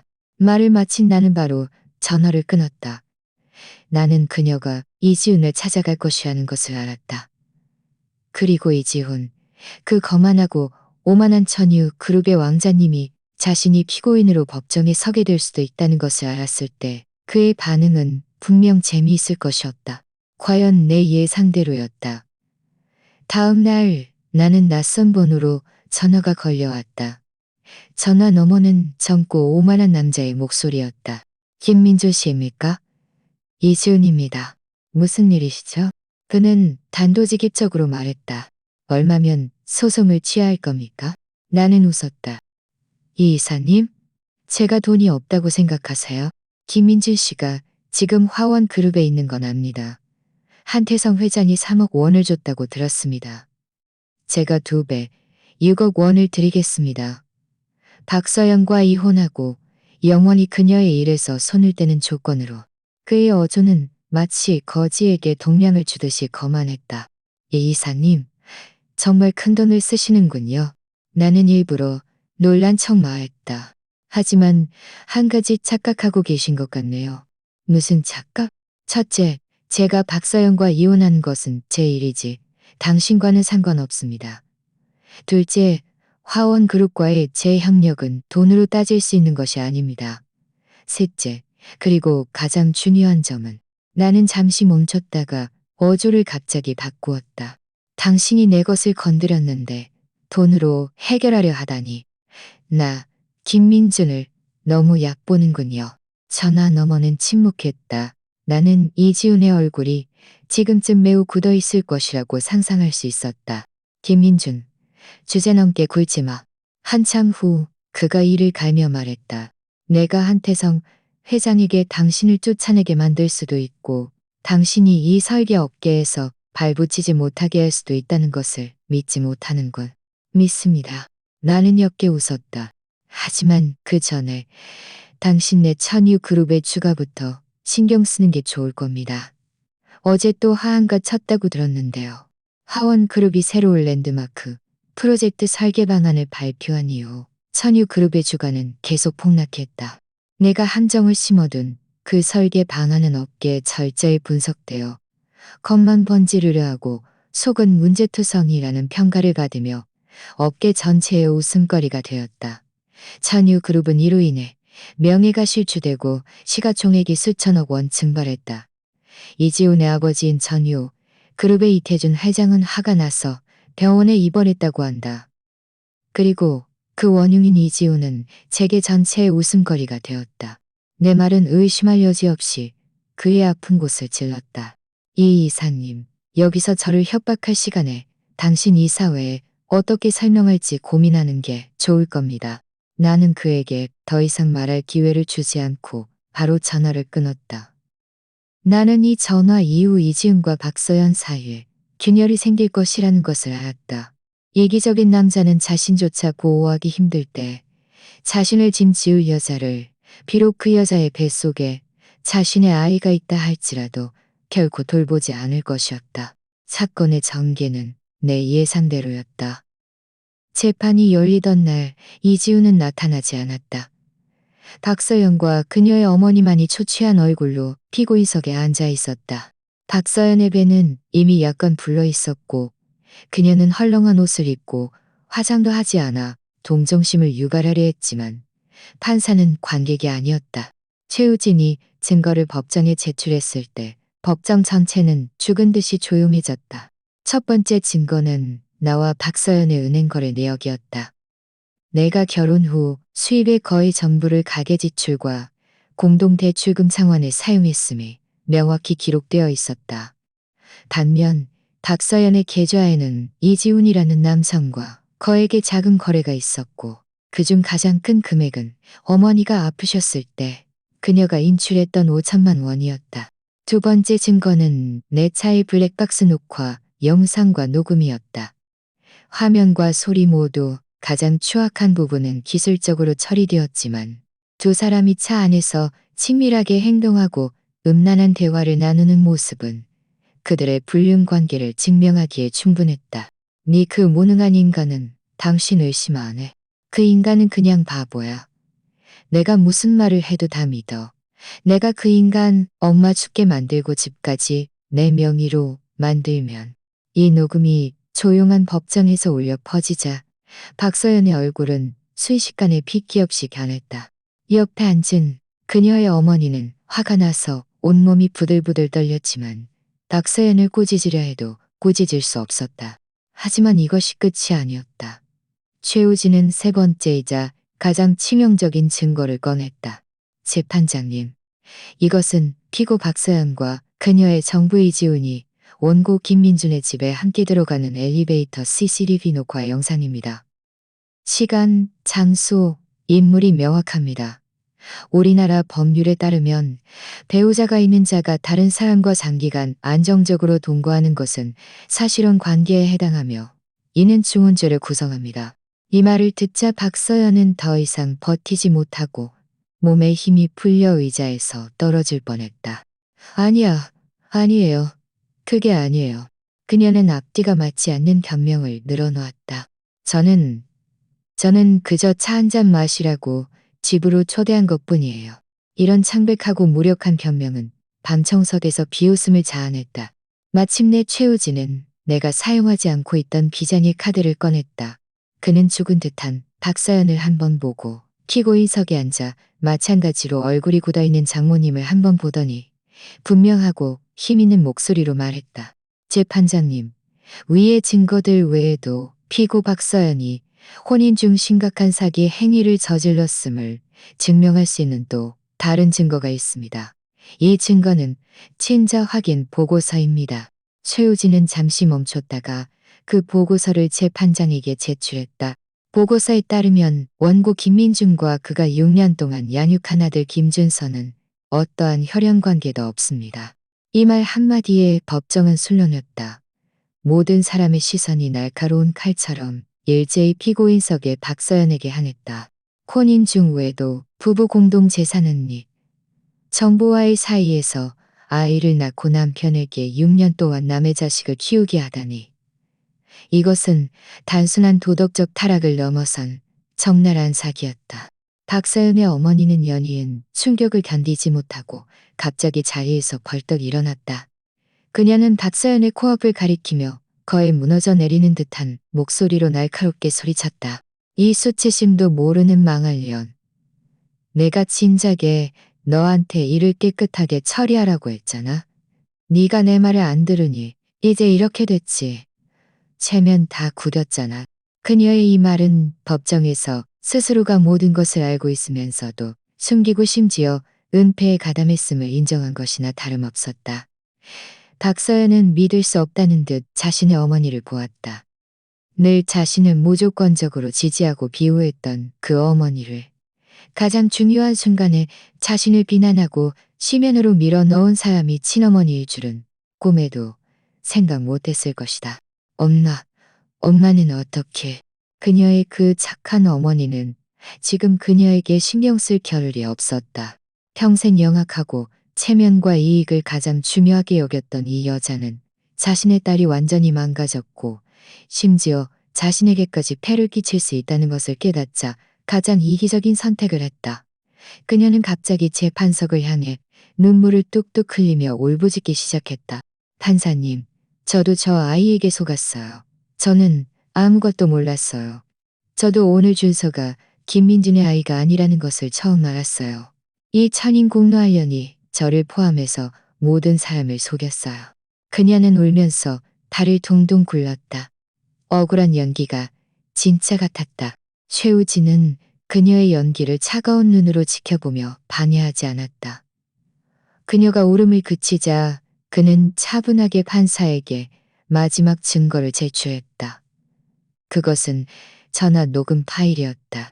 녹음 속에서는 차분한 남자의 목소리와 날카로운 여자의 목소리가 대화하고 있었다. 남성, 저랑 서연이 이혼하려고 해요. 여성, 이혼이라니? 혹시 너 딴 여자라도 생긴 거야? 내가 말해두는데 내 딸은 너한테 잘못한 거 없어. 남성, 저는 빈손으로 나갈 거고 집이랑 차 전부 서연이에게 줄 겁니다. 하지만 조건이 하나 있어요. 여성, 무슨 조건? 남성 한마디 한마디 또렷하게 제가 떠난 후에 서연이에게 전해주세요. 김민주는 더 이상 남의 자식을 키울 의무가 없다고요. 녹음 재생이 끝나자 법정은 죽은 듯이 조용해졌다. 모든 사람들은 피고인석에 앉아 방금 전까지 자신은 아무것도 몰랐다고 울부짖던 그 노부인을 멍하니 쳐다봤다. 그녀의 얼굴은 녹음이 울려 퍼지는 순간 이미 딸과 마찬가지로 창백해져 있었다. 거짓말이 공개적으로 들통나자 그 수치심과 난처함에 그녀는 땅속으로라도 숨고 싶었을 것이다. 박서연도 멍해졌다. 그녀는 멍하니 자신의 어머니를 보더니 다시 나를 보았다. 그녀는 마침내 모든 것을 깨달았다. 내가 이혼을 제안한 순간부터 빈손으로 나가겠다고 한 것, 그리고 마지막에 어머니에게 건 전화까지. 모든 것이 내가 설치한 함정이었다. 나는 이미 모든 진실을 알고 있었고 그저 가장 좋은 시기를 기다리고 있었을 뿐이었다. 그녀와 그녀의 어머니 그리고 이지훈을 함께 지옥으로 보낼 최적의 시기를. 김민준. 그녀는 입술을 떨며 나를 보았다. 눈빛에는 공포와 절망이 가득했다. 당신은 진작에 다 알고 있었어? 나는 그녀의 시선을 피하지 않고 그저 입꼬리를 천천히 비틀었다. 그것은 차갑고 아무런 온기도 없는 미소였다. 박서연은 순식간에 무너져 내렸다. 그녀는 절망적인 비명을 지르더니 두 눈이 뒤집히며 뒤로 꼿꼿이 쓰러졌다. 법정은 순식간에 아수라장이 되었다. 제8장 복수의 완성. 법정 안은 혼란스러웠다. 법정 경위와 의료진이 신속하게 달려와 의식을 잃은 박서연을 들것에 씌웠다. 그녀의 어머니, 나의 전 장모님은 썩은 흙처럼 피고인석에 주저앉아 입안에서 옹얼거렸다. 끝났어. 다 끝났어. 나는 이 모든 것을 냉담하게 지켜보았다. 마음속에는 아무런 파동도 없었다. 연기일까? 아니면 정말 버티지 못하는 것일까? 이제는 중요하지 않았다. 그녀가 나를 배신하고 속이기로 선택한 순간부터 오늘이 올 것이라는 것을 예상했어야 했다. 재판장이 법봉을 두드렸다. 위험 있는 목소리가 모든 소란을 잠재웠다. 조용히 피고인의 갑작스러운 신체 이상으로 본 재판은 15분간 휴정합니다. 그러나 본 사건의 증거는 명백하며 피고인의 신체 상태는 사실 인정과 다음 판결에 영향을 미치지 않습니다. 이 말은 마지막 모처럼 박서연과 그녀의 어머니의 관뚜껑을 완전히 못 박았다. 휴정 소리가 울리자 기자들은 피냄새를 맡은 상어처럼 벌떼같이 달려들었다. 잔대 같은 카메라와 마이크가 거의 내 얼굴에 닿을 듯했다. 김민주 씨, 전 부인의 혼인 중 외도와 6년간 사생활을 키우도록 속인 것에 대해 어떻게 생각하십니까? 김민준 씨, 언제 진실을 알게 되셨습니까? 앞으로 아이의 친부에게 책임을 물을 계획이십니까? 김민준 씨, 천유 그룹의 위기가 당신과 관련이 있다는 소문이 있는데 사실입니까? 최우진과 몇몇 법정 경위들이 나를 앞장서서 미친 듯한 기자들을 막아섰다. 나는 어떤 질문에도 답하지 않고 겹겹이 보호받으며 묵묵히 밖으로 걸어갔다. 내가 문에 거의 다다랐을 때 머리를 풀어헤친 한 사람이 갑자기 경위들의 저지를 뚫고 미친 듯이 내 앞에 달려와 내 다리를 붙잡았다. 나의 전 장모님이었다. 그녀는 지금 평소의 오만함과 냉정함은 찾아볼 수 없었고 얼굴에는 눈물 자국과 콧물이 뒤범벅되어 광대처럼 보였다. 김민준, 엄마가 빌게. 서연이 좀 살려줘. 걔 잘못을 알았어. 정말 잘못을 알았다고. 걔가 내 다리를 필사적으로 붙잡고 엉엉 울었다. 그냥 한순간 헛된 마음에 사로잡혔을 뿐이야. 그 이지은이라는 놈이 나쁜 놈이었어. 걔가 우리 서연이를 꼬드긴 거야. 우리 서연이도 피해자야. 김민준, 준서를 생각해서. 아니, 우리 지난 정을 생각해서라도 이번 한 번만 용서해줘. 집도 필요 없어. 돈도 다 돌려줄게. 소송 취하해줄 거지? 나는 발걸음을 멈추고 그녀를 내려다보았다. 그녀의 울부짖음은 매우 커서 주변 사람들이 모두 들을 수 있었다. 하지만 그 눈빛 깊은 곳에는 계산적인 기색이 숨어 있었다. 그녀는 진심으로 뉘우치는 것이 아니었다. 그녀는 이런 방식으로 마지막 도덕적 압박을 가하려 하고 있었다. 나는 천천히 몸을 굽혀 그녀와 눈높이에 맞췄다.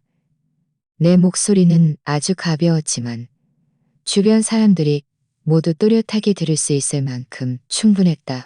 어머니, 잊으셨습니까? 나는 입꼬리를 비틀어 비웃는 듯한 미소를 지었다. 우리 엄마가 병상에 누워 죽어갈 때 박서연이 내 모든 돈을 챙겨 도망갔고 심지어 우리 엄마 병은 밑빠진 독이라고 말했습니다. 어머니 눈에는 우리 엄마 목숨이 아무 가치도 없었죠. 그런데 이제 당신 딸이 파멸에 이르자 그게 얼마나 가치가 있습니까? 제가 어머니 집 문 앞에 무릎 꿇고 박서연에게 급한 돈이라도 빌려달라고 애원했을 때 어머니는 뭐라고 했습니까? 그 돈은 너희 집 돈인데 왜 나 같은 외부인에게 줘야 하냐고 했죠? 내가 능력이 없으면 네 딸에게 피해주지 말라고 했죠? 그런데 이제 와서 무슨 자격으로 나 같은 외부인에게 애원합니까? 내 말 한마디 한마디는 마치 날카로운 따귀처럼 그녀의 얼굴을 세게 때렸다. 그녀의 울음소리는 갑자기 멈췄고 얼굴은 붉어졌다가 창백해졌다가 풀스름해지더니 결국 돼지 간색으로 변했다. 그녀는 입을 벌려 반박하려 했지만 한마디도 할 수 없었다.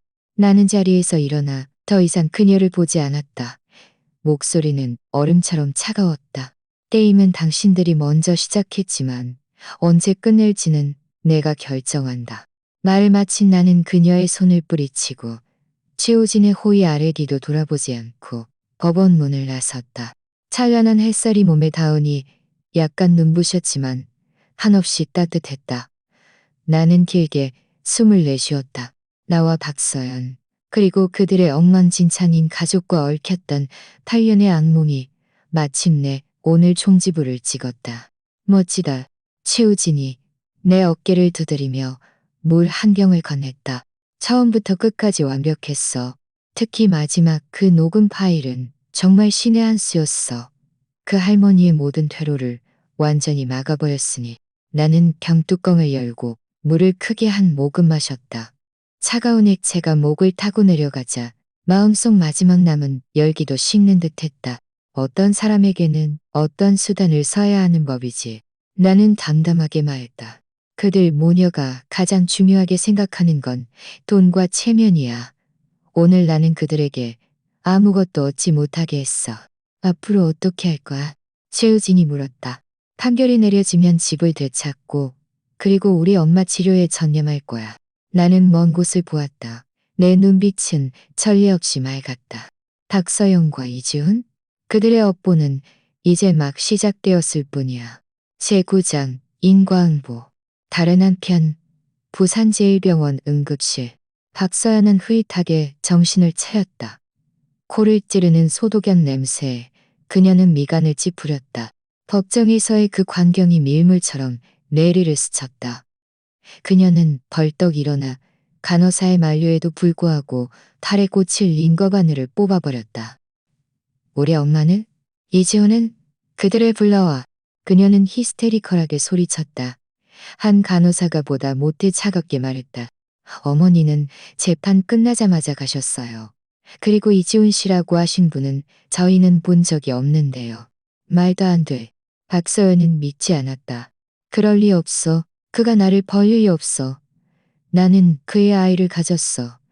그는 나랑 결혼하겠다고 약속했단 말이야.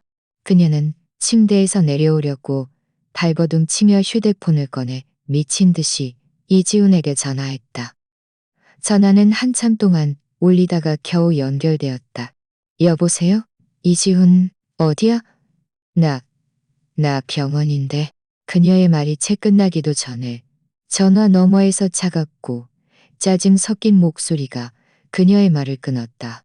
박서연, 경고하는데 앞으로 다시는 나에게 전화하지 마. 박서연은 멍해졌다. 이지훈, 당신 무슨 소리야? 무슨 소리냐고? 이지훈은 비웃었다. 우리는 끝났다는 소리야. 네가 저지른 그 멍청한 짓에 나까지 끌어들이려 하지 마. 이지훈, 당신 어떻게 그렇게 말할 수 있어? 내가 한 모든 일이 누굴 위해서였는데? 당신이 김민준의 설계도를 빼돌리는 걸 도와주려고 한 거 아니었으면 내가 이렇게 될 리 없었잖아. 내 뱃속에 당신 아이가 있다는 것을 잊었어. 박서연의 목소리는 흥분으로 떨렸다. 아이? 전화 너머에서 경멸하는 듯한 비웃음이 터져나왔다. 그게 내 아이인지 누가 알아? 당신은 남편도 6년이나 속였는데 나를 속이지 않았다는 것을 누가 믿어? 당신. 이지훈 이 개자식. 내가 개자식? 박서연. 거울이나 보고 지금 네 꼴이 어떤지 봐. 파멸하고 아무것도 없는 길거리의 개 같은 꼴이잖아. 내가 이지훈인데 너 같은 여자를 원할 줄 알아? 꿈깨. 마지막으로 한 번 더 말하는데 앞으로 나한테서 떨어져. 그렇지 않으면 정 때문에 봐주는 일 없을 거야. 말을 마친 이지훈은 바로 전화를 끊었다. 박서연이 다시 걸어보니 이미 차가운 시스템 알림음이 들렸다. 고객님께서 거신 번호는 현재 차단되어 있습니다. 그녀는 휴대폰을 든 채 멍하니 병상에 앉아 있었다. 마치 모든 힘을 빼앗긴 듯했다. 그녀는 왜 상황이 이렇게 되었는지 이해할 수 없었다. 며칠 전만 해도 자신을 안고 달콤한 말로 결혼하겠다고, 자신과 아이에게 가정을 만들어주겠다고 하던 그 남자가 어떻게 한순간에 이렇게 냉혹하고 무정하게 변할 수 있었을까? 그녀는 이해할 수 없었고 이해하려 하지도 않았다. 거대한 충격과 배신감에 그녀는 다시 광기에 휩싸였다. 그녀는 병실을 뛰쳐나가 미친 사람처럼 거리를 헤매었다. 입안에서는 끊임없이 옹얼거렸다. 이건 아니야. 다 나를 속이는 거야. 김민준, 이지훈, 너희 모두 잘 될 리 없어. 결국 순찰 중이던 경찰 2명이 정신이 혼미한 그녀를 발견하고 친정으로 돌려보냈다. 그녀를 기다린 것은 어머니의 위로가 아니라 날카로운 딱이었다. 네가 감히 집에 와? 이 망할려나. 장모님은 그녀의 코앞을 가리키며 화가 나서 온몸을 부들부들 떨었다. 우리 집 체면은 네 이 망할 년 때문에 다 구겨졌어. 이제 됐어. 집도 없어지고 돈도 없어지고 너는 그 이씨한테 버림받았잖아. 네 뱃속의 이 서자는 어떻게 할 거야? 우리 집에서 어쩌다 너 같은 수치심도 모르는 것이 나왔을까? 한때 박서연 앞에서 고양이처럼 순종적이던 아버지도 지금은 얼굴이 파랗게 질려 문을 가리키며 소리쳤다. 꺼져, 당장 꺼져. 난 너 같은 딸 없어. 박서연은 맞아서 붉게 부어오른 얼굴을 감싸고 믿을 수 없다는 듯 자신의 친부모를 보았다. 그들의 얼굴에는 일말의 안타까움이나 걱정도 없었다. 오직 혐오, 분노, 그리고 원망뿐이었다. 그들은 그녀가 잘 지내는지에는 관심이 없었다. 그저 그녀가 이 가정에 이익과 체면을 가져다 줄 수 있는지에만 관심이 있었다. 그녀가 모든 이용 가치를 잃고 뜨거운 감자가 되자 그들은 망설임 없이 그녀를 발로 차버린 것이다. 좋아, 좋아. 박서연은 웃었다. 우는 것보다 더 비참하게 웃었다. 모두 나를 싫어하고 모두 나를 버리는구나. 그녀는 벽을 짚고 한 걸음 한 걸음 뒤로 물러났다. 눈빛에는 절망과 광기가 가득했다. 너희 모두 후회할 거야. 너희 모두 후회하게 될 거라고. 그녀는 이 알 수 없는 섬뜩한 말을 남기고 빗속으로 뛰어들었다. 이 모든 것은 최우진이 고용한 사설 탐정을 통해 내 귀에 하나하나 전달되었다. 나는 다 듣고 그저 평온하게 두 마디를 내뱉었다. 자업자득. 전화를 끊자 내 휴대폰이 다시 울렸다. 낯선 번호였다. 나는 잠시 망설이다가 전화를 받았다. 김민주 씨입니까? 네, 누구시죠? 저는 이지훈의 아버지 이태준입니다. 나는 미간을 찌푸렸다. 약간 의외였다. 이 회장님, 저에게 무슨 일이신가요? 김민주 씨, 우리 찬유그룹과 제 그 쓸모없는 아들이 이전에 실례를 저지른 것을 압니다. 제가 그들을 대신하여 진심으로 사과드립니다. 이태준 회장의 태도는 매우 낮았다. 지금 무슨 말을 해도 늦었다는 것을 압니다. 그저 김민준 씨께서 너그러 용서하시고 천유그룹의 살 길을 열어주시길 바랍니다. 화원그룹에서 랜드마크 프로젝트의 새 방안을 당신이 주도했다고 들었습니다.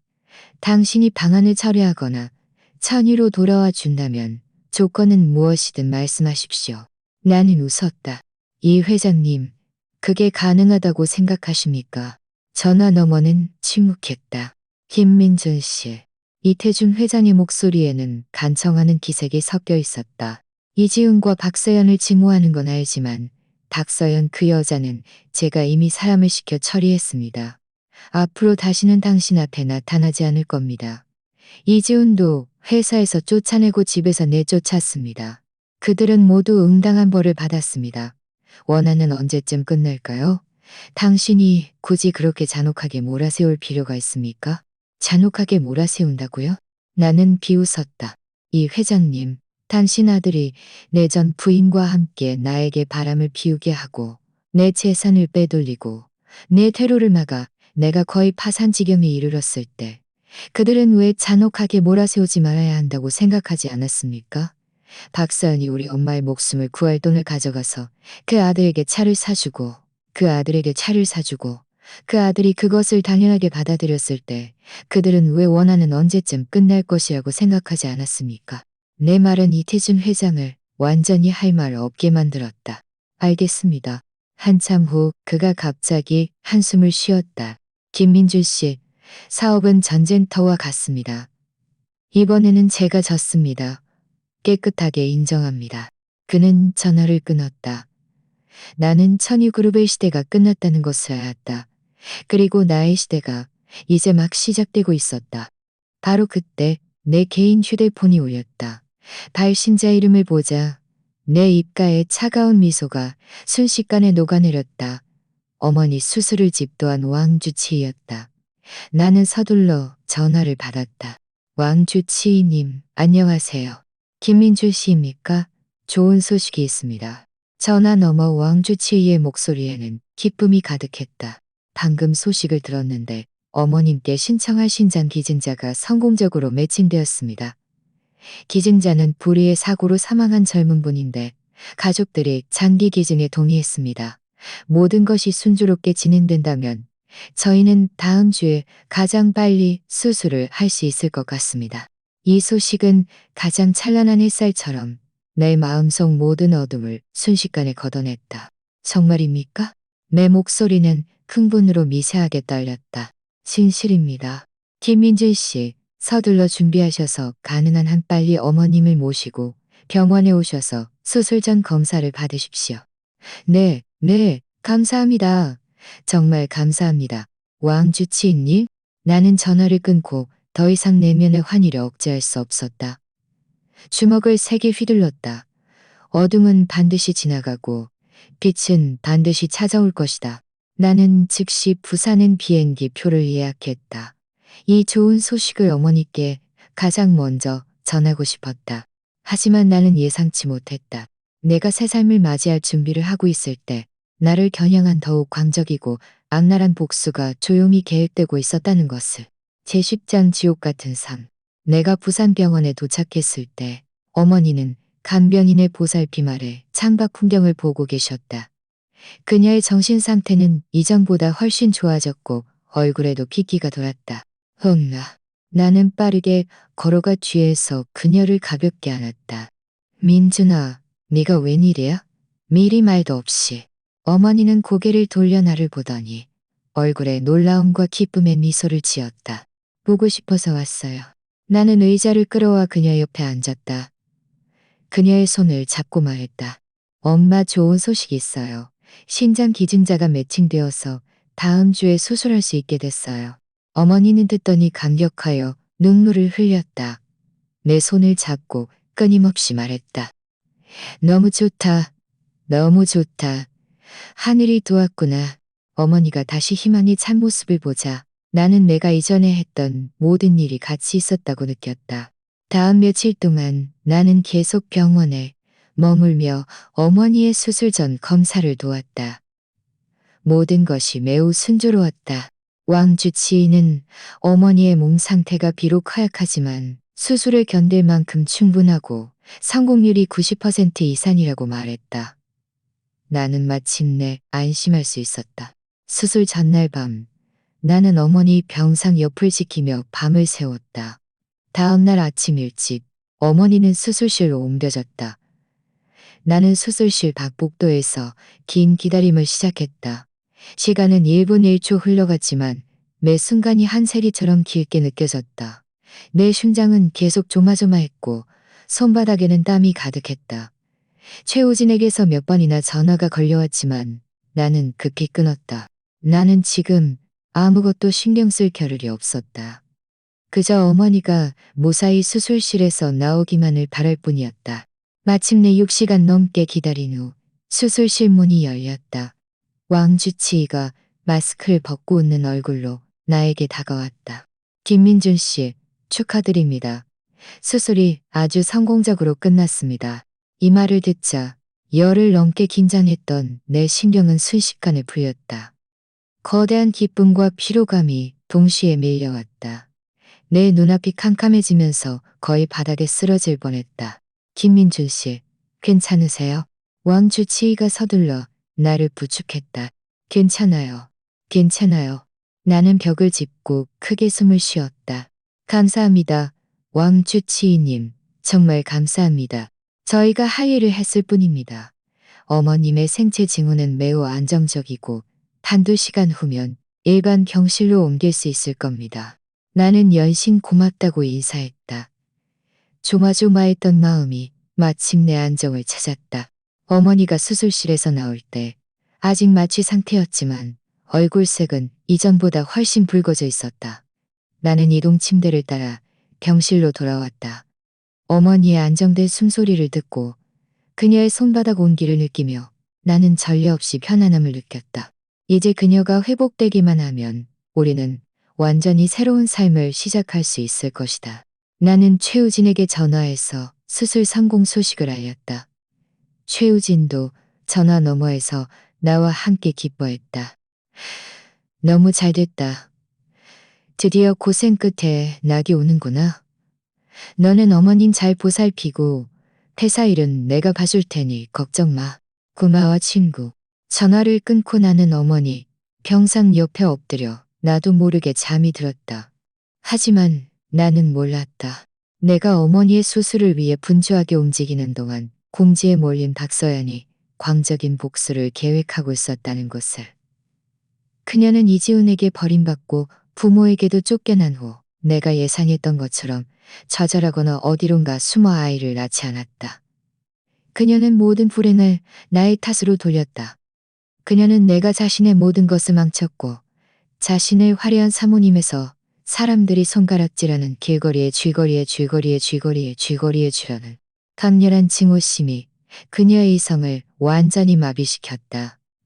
그녀는 불법적인 경로를 통해 한 무리의 흉악범들과 접촉했다. 그녀는 자신이 몰래 숨겨둔 나에게서 뜯어낸 마지막 비자금으로 그들을 매수했다. 그녀의 요구는 단 하나였다. 나를 파멸시키는 것. 단순히 때리는 것이 아니라 나도 죽는 것보다 못한 고통을 맛보게 하는 것이었다. 그들의 목표는 내가 가장 소중히 여기는, 그리고 지금 나의 유일한 약점인 나의 어머니였다. 그날 밤 나는 너무 피곤해서 깊은 잠에 빠져 있었다. 새벽 2시 병원 복도는 고요했다. 검은 옷을 입고 마스크와 모자를 쓴 몇 명의 남자들이 유령처럼 소리 없이 병동으로 잠입했다.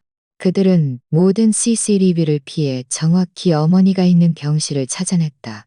그리고 문을 따고 들어왔다. 그때 병실에는 나와 깊은 잠에 빠진 어머니뿐이었다. 나는 옆에 간이 침대에서 잠들어 다가올 위험을 전혀 알지 못했다. 그중 한 남자는 주사기를 들고 있었고 그 안에는 알 수 없는 액체가 들어 있었다. 그는 한 걸음 한 걸음 한 걸음 어머니의 병상으로 다가갔다. 그의 바늘이 어머니 팔을 링거에 꽂히려는 그 순간 한 그림자가 맹수처럼 어둠 속에서 튀어나와 발로 그를 세게 걷어찼다. 최우진이었다. 그와 함께 온 몇 명의 건장한 남자들은 누가 봐도 장문 경호원이었다. 그 검은 옷을 입은 남자들은 상황이 좋지 않음을 깨닫고 즉시 품속에 단도를 꺼내 흉악하게 달려들었다. 최우진과 경호원들도 만만치 않았다. 양측은 즉시 격렬한 싸움을 벌였다. 거대한 싸움 소리가 순식간에 나를 잠에서 깨웠다. 눈을 뜨자마자 나는 눈앞에 혼란스럽고 위험한 광경을 보았다. 최우진. 나는 소리치며 침대 옆 의자를 집어들고 도와주러 달려가려 했다. 오지마. 어머님을 보호해. 최우진은 한 괴한과 싸우면서 나에게 소리쳤다. 그제야 나는 정신을 차리고 즉시 어머니 병상 앞으로 달려가 그녀를 내 뒤에 숨겼다. 그 괴한들은 분명히 막가는 인간들이었고 손속이 잔혹하고 독해서 모두 급소를 노렸다. 하지만 최우진이 고용한 경호원들은 훨씬 전문적이었다. 5분도 채 안 되어 3명의 괴한들은 모두 제압되어 바닥에 꼼짝없이 눌려 있었다. 한 경호원이 내가 걷어찬 괴한의 몸에서 그 주사기를 찾아냈다. 최우진은 주사기를 받아들고 한번 보더니 얼굴이 순식간에 매우 굳어졌다. 이건 고농축 염화 칼륨이야. 만약 사람 몸에 주입되면 3분 안에 심장마비를 일으켜 즉사할 거야. 이 말을 듣자 나는 발끝에서부터 정수리까지 순식간에 한기가 솟아올랐다. 나는 고개를 휙 돌려 여전히 의식을 잃고 병상에 누워있는 어머니를 보았다. 최우진 일행이 조금만 늦게 왔더라면 어떻게 되었을지 상상할 수 없었다. 나는 달려가 괴한 중 한 명의 옷깃을 자가챘다. 두 눈은 붉게 충혈되어 있었다. 한마디 또렷하게 물었다. 누가 너희를 보냈어? 그 아는 고개를 돌리고 죽어도 입을 열지 않을 듯한 태도를 취했다. 최우진이 다가와 내 어깨를 두드리며 진정하라고 했다. 그는 주머니에서 녹음기를 꺼내 괴한 앞에서 흔들었다. 말 안 해도 상관없어. 너희의 행위는 이미 살인 미수죄를 구성했고 불법 침입, 흉기 사용, 상해죄까지 더해지면 남은 평생 감옥에서 보내게 될 거야. 하지만 만약 너희가 협력해서 대우 조종자를 밝힌다면 내가 너희를 위해 증인으로 신청해서 형량을 줄일 수 있도록 도와줄게. 몇 명의 괴한들은 서로를 보더니 눈빛이 흔들렸다. 결국 내가 붙잡고 있던 괴한이 이를 악물고 입을 열었다. 그 여자가 시켰어요. 이름은 박소연이라고 했어요. 박소연이라는 이름은 전혀 의외가 아니었지만 그 엄청난 분노는 순식간에 나의 모든 이성을 불태웠다. 나는 괴한을 놓아주고 몸을 돌려 밖으로 나가려 했다. 김민준, 어디 가? 최우진이 나를 붙잡았다. 그 망할 년을 찾아가 죽여버릴 거야. 내 두 눈은 붉게 충혈되어 있었다. 미친 사자 같았다. 너 미쳤어? 그런 인간 쓰레기 때문에 너 자신을 망칠 가치가 있어? 최우진이 필사적으로 나를 붙잡았다. 진정해. 네 어머님은 아직 네 보살핌이 필요해. 네가 쓰러지면 어머님은 어떻게 해? 엄마. 이 두 마디는 마치 얼음물한 양동이처럼 나를 분노의 벼랑 끝에서 끌어내렸다. 그래, 나는 충동적으로 행동해서는 안 된다. 우리 엄마는 아직 내가 필요하다. 내가 잘못되면 그녀는 어떻게 해? 나는 깊이 숨을 들이쉬어 스스로를 진정시켰다. 나는 최우진을 보았다.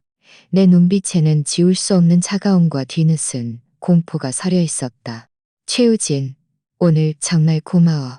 최우진은 안심하며 손을 흔들었다. 나한테 뭘 그렇게 고맙다고 해? 나도 박서연, 그 여자가 이렇게 미친 짓까지 할 줄은 몰랐어. 네가 어떻게 여기에 있었어? 나는 마음속 의문을 물었다. 내가 너한테 박서연 조심하라고 말했던 거 잊었어? 그녀가 궁지에 몰리면 무슨 짓이든 할 수 있다고. 최우진이 말했다. 네가 그녀를 고소한 이후로 나는 계속 사람을 시켜 그녀를 감시하고 있었어. 오늘 오후에 내 사람들이 그녀가 수상한 사람들과 접촉하는 것을 발견해서 촉이 안 좋았어. 그래서 서둘러 사람들을 데리고 온 거야. 다행히 제때 도착했네. 내 마음 속에는 뒤늦은 공포와 끝없는 감사함이 밀려왔다. 최우진의 신중함이 아니었다면 결과는 상상할 수 없었을 것이다. 이 은혜는 잊지 않을게. 나는 그에게 진지하게 말했다. 됐어. 그런 말은 그만해.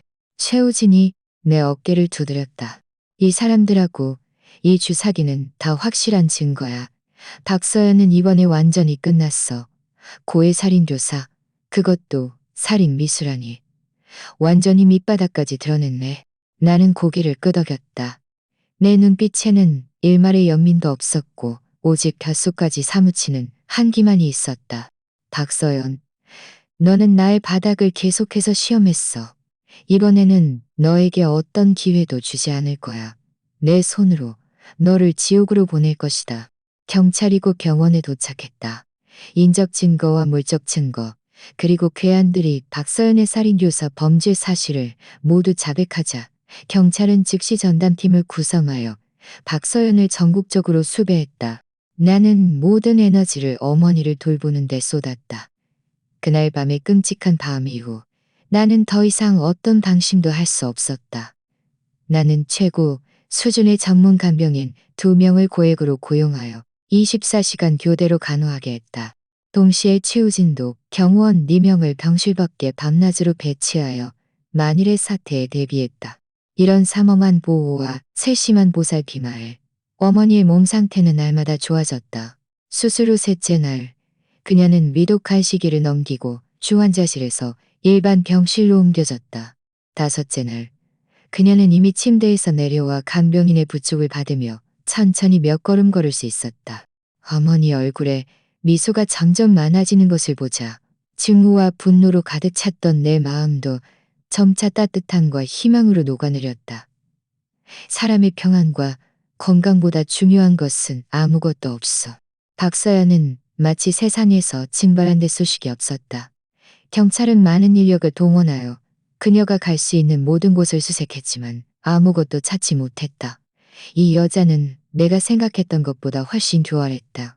최우진은 박서연이 이미 불법적인 경로를 통해 해외로 밀항했을 가능성이 높다고 말했다. 만약 그렇다면 그녀를 다시 잡는 것은 어려울 것이라고. 최우진의 목소리에는 약간의 무거움이 있었다. 괜찮아. 나는 창밖을 보았다. 내 눈빛은 평온했다. 그녀는 도망칠 수 없어. 하늘의 그물은 넓고 성기지만 결코 놓치는 법이 없지. 그녀가 빚진 대가는 언젠가 반드시 치러야 할 거야. 나는 최우진에게 말하지 않았다.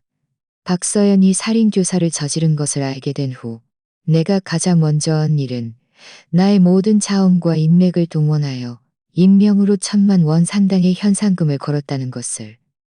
살아있으면 사람을, 죽었으면 시체를 찾아라. 나는 큰 상금에는 반드시 용감한 자가 따를 것이라고 믿었다. 박서연이 세상 끝까지 도망친다 해도 누군가는 그녀를 찾아낼 것이다. 이것이 그녀를 직접 죽이는 것보다 훨씬 더 통쾌한 복수였다. 제11장 새로운 시작. 단 달 후 어머니의 몸 상태는 매우 좋았고 모든 지표가 정상으로 돌아왔다. 의사는 그녀가 이미 퇴원하여 집에서 요양할 수 있다고 말했다. 나는 이미 어머니를 위해 서울에서 가장 경치가 좋고 보안이 철저한 고급 빌라 단지에 작은 정원이 딸린 집을 사두었다. 나는 퇴원 수속을 마치고 직접 운전하여 어머니를 이 새 집으로 모셨다. 어머니가 햇살 가득한 유리, 화실과 그녀가 가장 좋아하는 장미와 수국이 가득한 작은 정원을 보았을 때 그녀는 감격하여 말을 잇지 못했다. 아들, 이렇게 좋은 집을 뭐하러 사? 돈이 얼마나 들었니? 그녀는 말하면서 눈물을 훔쳤다. 엄마가 좋아하시면 얼마가 들든 아깝지 않아요. 나는 웃으며 말했다. 앞으로 여기서 편안히 노년 보내세요. 아무것도 생각하지 마시고. 아들이 엄마 모실게요. 어머니는 내 손을 잡고 만족하고 행복한 미소를 지었다. 어머니를 안정시킨 후 나의 삶도 점차 정상으로 돌아왔다.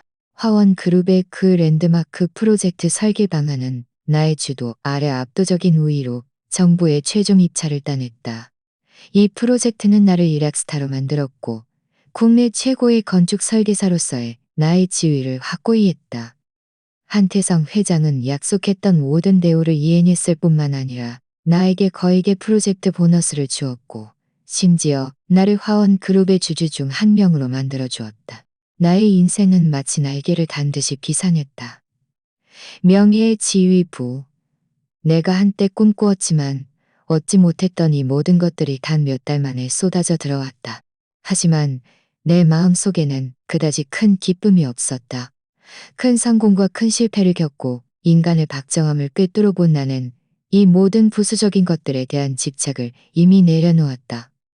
나는 지금 이 어렵게 얻은 평온과 안정을 더욱 소중히 여겼다. 나를 상처 주었던 사람들은 모두 그들 자신의 결말을 맞이했다. 법원의 판결이 내려졌다. 박서연의 혼인 중 외에도 부부 공동 재산은 및 사기삼 양육에 대한 증거가 확실하여 법원은 우리 사이의 혼인 관계를 해소하고 내가 이전에 그녀에게 지내했던 그 아파트와 그녀가 인출했던 5천만 원의 예금은 모두 나의 소유로 판결했다. 동시에 그녀는 모두 나의 소유로 판결했다. 동시에 그녀는 나에게 지난 6년간 준서 양육비, 교육비, 의료비 등 총 1억 2천만 원을 지급해야 했다. 그녀와 이지훈 사이의 이른바 이 판결은 박서연에게는 설상가상이었다. 그녀는 자신의 것이 아닌 모든 재산을 돌려줘야 했을 뿐만 아니라 1억 원이 넘는 거액의 빚을 져야 했다. 그리고 그녀의 전 장모님, 나에게 온갖 채광을 놓다가 법정에서 흑백을 뒤집으려 했던 그 여자는 은닉죄와 위증죄 혐의로 15일간의 행정구류와 500만 원의 벌금형을 선고받았다.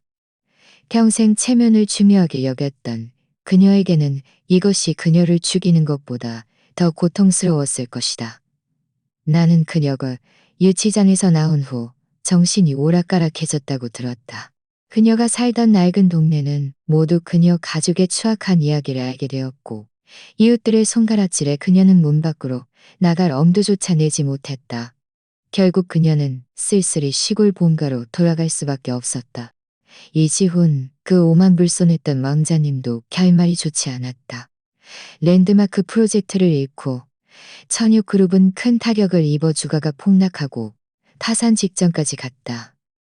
이태준 회장은 회사를 살리기 위해 고통스럽게 팔다리를 자르는 심정으로 많은 오랜 자산을 매각하고서야 겨우 위기를 모면했다. 그리고 그룹을 위기에 빠뜨린 주범인 이지훈은 아버지에게 완전히 버림받았다. 그는 회사에서 쫓겨났을 뿐만 아니라 모든 은행 카드와 신용카드까지 동결되어 아무것도 없는 몰락한 도련님이 되었다. 그를 더욱 무너뜨린 것은 법원의 1심 판결이었다. 그에게 갑자기 양육해야 할 아들이 생긴 것이다. 그는 박서연의 부모를 찾아가 준서라는 이 뜨거운 감자를 그들에게 떠넘기려 했지만 박서연의 성질 사나운 어머니에게 빗자루로 쫓겨나 몇 거리를 도망쳐야 했다. 어쩔 수 없이 그는 준서를 데리고 가장 낡은 월세방에서 살 수밖에 없었다. 귀하게 자란 도련님이 어디 아이를 돌볼 줄 알겠는가. 나는 준서가 그와 함께 지낸 후 끼니를 제대로 잃지 못하고 자주 구타당하며 거지보다 못한 삶을 살았다고 들었다. 한 번은 최우진이 길에서 이지훈이 돈이 없어 6살 준서에게 길거리에서 구걸하게 하는 것을 보았다고 한다. 최우진은 안타까운 마음에 아이에게 1억만 원을 주고 보육원에 보내려 했지만 이지훈에게 발각되어 최우진에게 주제넘게 참견한다고. 최우진이 이 일을 나에게 말했을 때 내 마음은 복잡했다. 솔직히 나는 준서라는 아이에 대해 매우 복잡한 감정을 가지고 있었다. 나는 한때 그를 친아들처럼 여기고 모든 부서미를 쏟아부었다. 진실을 알게 된 그 순간 나는 이 세상에 그가 존재하지 않았으면 하고 바랐다. 하지만 그가 지금 겪는 일을 들었을 때 내 마음 속에는 일말의 안타까움이 다시 피어났다. 결국 아이는 죄가 없었다. 그는 자신이 태어날 권리를 선택할 수 없었다. 그의 비극은, 그의 비극은, 그의 비극은, 그의 비극은, 그의 비극은, 그의 비극은. 나는 한참 동안 침묵했다. 결국 최우진에게 말했다. 기회를 봐서 그 아이를 좋은 기숙 학교에 보내줘. 모든 비용은 내가 댈게. 지난 6년간의 부자지간 정에 대한 마지막 선물이라고 생각해. 최우진은 한숨을 쉬었다. 네가 그렇게 말할 줄 알았어. 걱정 마. 이 일은 내가 처리할게. 이 모든 일을 처리하고 나자 나는 내가 짊어졌던 모든 족쇄가 하나하나 풀리는 것을 느꼈다. 제12장 해피엔딩. 내가 모든 것이 마무리될 것이라고 생각했을 때 동남아시아에서 걸려온 한 국제 전화가 모든 평온을 깨뜨렸다. 전화는 최우진이 나를 위해 연결해준 그 국제보안 회사의 책임자에게서 걸려왔다.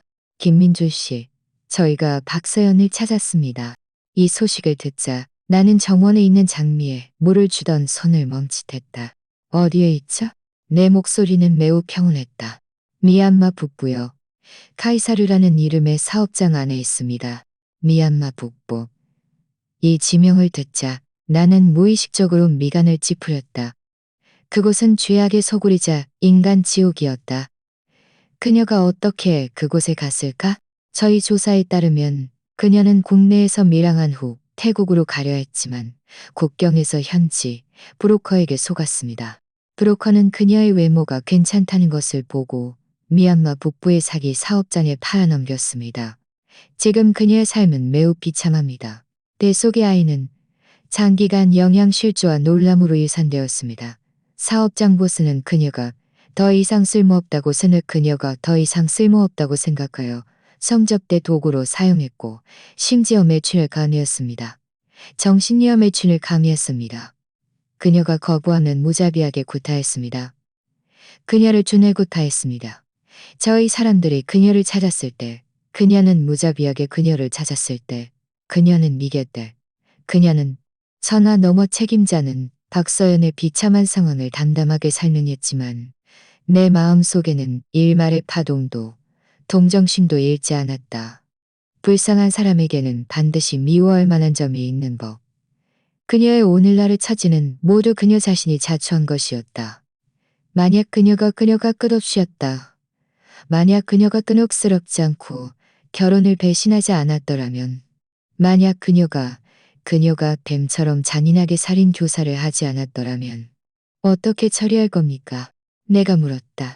당신의 지시에 따라 저희는 그녀를 데려와 당신에게 넘길 수도 있었지만 책임자는 잠시 멈칫하더니 어조가 약간 난처해졌다. 그녀가 사업장의 한 작은 우두머리를 환하게 했습니다. 그 우두머리가 그녀를 지목했습니다. 저희 사람들이 강제로 그녀를 데려가면 불필요한 충돌이 발생할 수 있습니다. 그래서 저희는 당신께 여쭤보고 싶습니다. 저희가 어떤 대가를 치르더라도 그녀를 데려와야 할까요? 아니면 그냥 그곳에 두어 자업자득하게 내버려 둘까요? 나는 침묵했다. 그녀를 데려와 법의 심판을 받게 하고 감옥에서 남은 생을 보내게 할 것인가? 아니면 사람을 잡아먹는 그 지옥 같은 곳에 두어 온갖 고통을 겪으며 죽는 것보다 못한 삶을 살게 할 것인가. 나는 눈을 감았다. 내 머릿속에는 어머니가 병상에 위태롭게 누워있던 모습이 스쳐 지나갔다. 그날 밤 최우진이 제때 오지 않았더라면 우리 모자는 영원히 헤어졌을 수도 있었다는 장면이 스쳐 지나갔다. 나는 다시 눈을 떴다. 내 눈빛에는 차가움만이 남아있었다. 그곳에 두어 나는 천천히 이 몇 마디를 내뱉었다. 죽는 것은 너무 그녀에게 관대해. 나는 그녀가 살아서 끝없는 굴욕과 절망 속에서 자신이 저지른 죄를 평생 후회하게 할 것이다. 알겠습니다. 책임자는 즉시 내 의도를 이해했다. 저희는 모든 인력을 철수하고 그녀를 찾은 적이 없는 것처럼 행동하겠습니다. 또한 저희가 그녀를 찾았을 때 녹화한 영상이 있습니다. 보시겠습니까? 보내죠. 전화를 끊자 곧 내 이메일로 영상 파일이 도착했다. 나는 영상을 재생했다. 화면 속에는 어둡고 더러운 방이 보였다. 낡은 창고 같았다.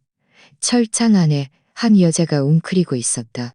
그녀는 알몸이었고 온몸에 멍과 담뱃불에 대인 흉터가 가득했다. 머리카락은 마른 풀처럼 흐트러져 얼굴의 절반 이상을 가리고 있었지만 그 희미한 윤곽만으로도 나는 그 여자가 박사연이라는 것을 알아볼 수 있었다. 한때 화려하고 오만했던 박사연이 지금 그녀는 눈빛이 텅 비어 있었고 얼굴은 초췌하여 영혼 없는 꼭두각시 같았다. 몇 명의 남자들이 철창 밖에 둘러서서 술을 마시며 발로 철창을 차고 있었다. 입안에서는 음란하고 추잡한 농담을 주고받았다. 그중 한 남자가 철창을 열고 그녀를 난폭하게 끌어냈다. 일어나, 망하려나. 죽은 척하지 마. 오늘 사장님 손님이 너를 찍었어. 잘 접대. 만약 손님이 불만족스러우면 내가 너를 토막내서 개먹이로 줄 거야. 박서연은 듣지 못한 듯 여전히 미동도 없이 바닥에 누워 있었다. 남자는 격분하여 발로 그녀의 배를 세게 걷어찼다. 박서연은 고통스러운 신음소리를 내며 몸을 웅크렸다. 하지만 그녀의 입에서는 갑자기 기이한 웃음소리가 터져나왔다. 그녀는 천천히 고개를 들었다.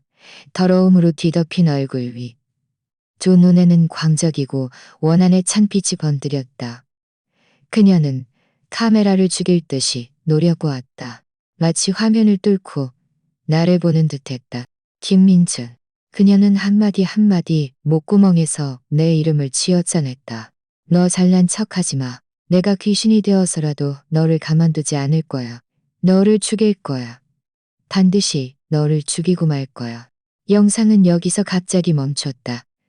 나는 무표정하게 영상을 끄고 영구 삭제했다. 다시는 그런 날은 오지 않을 거야. 박서연. 너는 그 암흑 같은 지옥 속에서 영원히 헤매게 될 거야. 그리고 나는 나의 가장 소중한 사람들과 함께 빛을 향해 나아갈 것이다. 박서연의 일을 해결하고 나자 나는 모든 짐을 완전히 내려놓았다. 나는 불필요한 업무와 회식을 대부분 취소하고 더 많은 시간을 어머니와 함께 보냈다. 나는 그녀를 모시고 전국 각지로 여행을 다니며 젊었을 때 가고 싶었지만 기회가 없었던 명산과 대천을 구경시켜 주었다. 우리는 제주도 바닷가에서 일출과 일몰을 보았고 남해의 아름다운 해변과 숲에서 열대우림의 신비함을 느꼈다. 나는 이것이 진정한 삶이고 내가 온 힘을 다해 지키고 싶었던 행복이라는 것을 알았다. 강원도로 여행을 가던 중 나는 특별한 여자를 만났다. 그녀의 이름은 정하윤. 강원도 산골마을에서 봉사활동을 하는 선생님이었다. 우리는 아주 작은 사찰에서 만났다. 그날 나는 어머니와 함께 사찰을 둘러보고 있었고 그녀는 스케치북을 메고 사찰 담벼락 아래에 앉아 조용히 그림을 그리고 있었다. 햇살이 그녀의 옆얼굴에 쏟아져 부드러운 윤곽을 드러냈다. 그때 오랫동안 침잠해 있던 내 마음이 알 수 없는 떨림을 느꼈다. 나와 정하인의 만남은 평범하고 자연스러웠다. 우리는 둘 다 사진과 그림을 좋아해서 공동의 화제를 찾았다. 그녀는 나에게 그곳의 풍습을 소개해 주었고 나는 그녀에게 바깥 세상의 멋진 이야기를 들려주었다. 그녀는 아주 소박한 여자였다. 그녀에게는 세속을 벗어난 순수함과 온화함이 있었다. 가시 돋친 붉은 장미처럼 화려하지만 상처를 주는. 반면 하윤의 아름다움은 내재적이고 온화했다. 고고한 난초처럼 조용히 피어나 마음을 사로잡는 향기를 풍겼다. 강원도에서 지내던 며칠 동안 우리 셋은 거의 그림자처럼 함께 다녔다. 어머니는 정하윤을 매우 좋아했다. 그녀의 손을 잡고 늘 할 이야기가 끊이지 않았다. 떠나기 전 어머니는 아쉬워하며 그녀를 양녀로 삼고 싶어 했다. 정하윤은 웃으며 승낙했고 나와 연락처를 교환했다. 서울로 돌아온 후에도 나와 정하윤은 계속 연락을 주고받았다. 우리는 매일 서로의 삶을 공유하고 기쁨과 슬픔을 나누었다. 나는 그녀가 평범한 공무원 가정 출신이라는 것을 알았다. 아이들을 사랑하고 그 순수한 땅을 살아내서 대학 졸업 후 강원도 산골 마을로 봉사활동을 떠났다는 것을. 그녀도 나의 과거를 알았다. 내가 실패한 결혼처럼 나의 과거를 알았다. 내가 실패한 결혼교가다는 것을. 그녀는 자세한 것을 묻지 않고 그저 전화 너머에서 조용히 나에게 말했다. 6개월 후 정하윤이 서울로 돌아왔다. 나는 공항으로 그녀를 마중 나갔다. 그녀가 출구에서 걸어 나오는 그 순간 나는 더 이상 내 안의 감정을 억누를 수 없었다. 앞으로 걸어가 그녀를 힘껏 안았다. 그녀는 내 품에서 잠시 멍해지더니 이내 손을 뻗어 나를 가볍게 안아주었다. 돌아왔어요. 그녀가 말했다. 어서 와. 내가 말했다. 우리는 순조롭게 연인 관계로 발전했다. 거창한 고백도 화려한 장미와 다이아몬드 반지 없이 모든 것이 자연스럽게 흘러갔다. 내가 그녀에게 프로포즈한 날은 우리가 처음 만났던 그 작은 사찰에서였다. 나는 꽃다발을 준비하지 않고 그저 설산에서 직접 그려준 그림 한 점을 그녀에게 선물했다. 그림 속에는 그녀가 사찰 담벼락 아래에 앉아 조용히 그림을 그리는 모습이 담겨 있었다. 햇살이 그녀에게 쏟아져 따뜻하고 아름다웠다. 그림 뒷면에는 내가 한 줄의 글을 썼다. 남은 생을 당신과 함께 황혼을 보내고 싶습니다. 그녀는 그 그림을 보더니 울었다. 그리고는 웃으며 나에게 말했다. 네, 좋아요. 우리의 결혼식은 매우 소박하게 치러졌다. 많은 사람을 초대하지 않고 양가에서 가장 가까운 가족과 친구들만 초대했다. 어머니는 정하연의 손을 잡고 조상 대대로 내려오는 옥팔찌를 그녀의 손목에 채워주었다. 하윤아, 이제 내가 민준이를 너에게 맡긴다. 정하윤은 눈시울을 붉히며 고개를 끄덕였다. 최우진은 나의 들러리로 결혼식에서 만취했다. 그는 나를 안고 울고 웃었다. 김민준이 바보 같은 놈. 드디어 고생 끝에 낙이 오는구나. 너는 꼭 행복해야 해. 네가 감히 하윤이한테 잘못하면 내가 가만두지 않을 거야. 나는 웃으며 그의 어깨를 쳤다. 걱정 마. 결혼 후의 삶은 평온하고 행복했다. 정하윤은 대기업에 취직하는 대신 우리 집 근처에 작은 화실을 열어 아이들에게 그림을 가르쳤다. 그녀는 우리 집을 따뜻하고 우아하게 꾸몄다. 베란다에는 온갖 꽃과 식물이 가득했고 서재에는 우리 두 사람이 세계 각지에서 모아온 책과 기념품이 빼곡했다. 매일 퇴근하고 집에 돌아오면 더 이상 차가운 방과 끝없는 다툼이 아니라 따뜻한 조명, 맛있는 저녁밥, 그리고 사랑하는 아내의 부드러운 미소가 나를 맞이했다. 우리는 함께 소파에 앉아 영화를 보기도 하고 함께 부엌에서 새로운 요리를 연구하기도 했다. 주말 오후에는 어머니와 함께 정원에서 차를 마시며 햇볕을 쬐기도 했다. 1년 후 정하윤이 임신했다. 딸이었다. 딸이 태어나던 날은 보기 드문 폭설이 내렸다. 나는 그 작고 부드러운 생명을 안고 하윤을 꼭 닮은 눈매를 보며 내 마음이 거대한 행복감으로 가득 차는 것을 느꼈다. 나는 그녀에게 김한나라는 이름을 지어주었다. 평생 평안하고 기쁘며 근심 없이 살기를 바라는 마음에서였다. 딸이 태어난 후 나의 삶은 더욱 완전해졌다. 나는 여전히 사업에서 명성을 떨치는 설계사였지만 더 이상 일 중독자는 아니었다.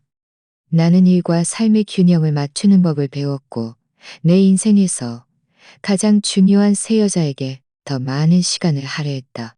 나는 종종 생각했다. 만약 내가 그 실패한 결혼에서 벗어나지 못했더라면, 만약 내가 계속 증오와 고통 속에 침잠했더라면, 내 인생은 어떤 모습이었을까? 아마도 나는 끝없는 자책 속에서 나 자신을 망치고 나를 사랑하는 모든 사람들을 망쳤을 것이다. 나는 가장 어두웠던 시기에 내려놓기를 선택하고 앞으로 나아가기를 선택한 것에 매우 감사한다.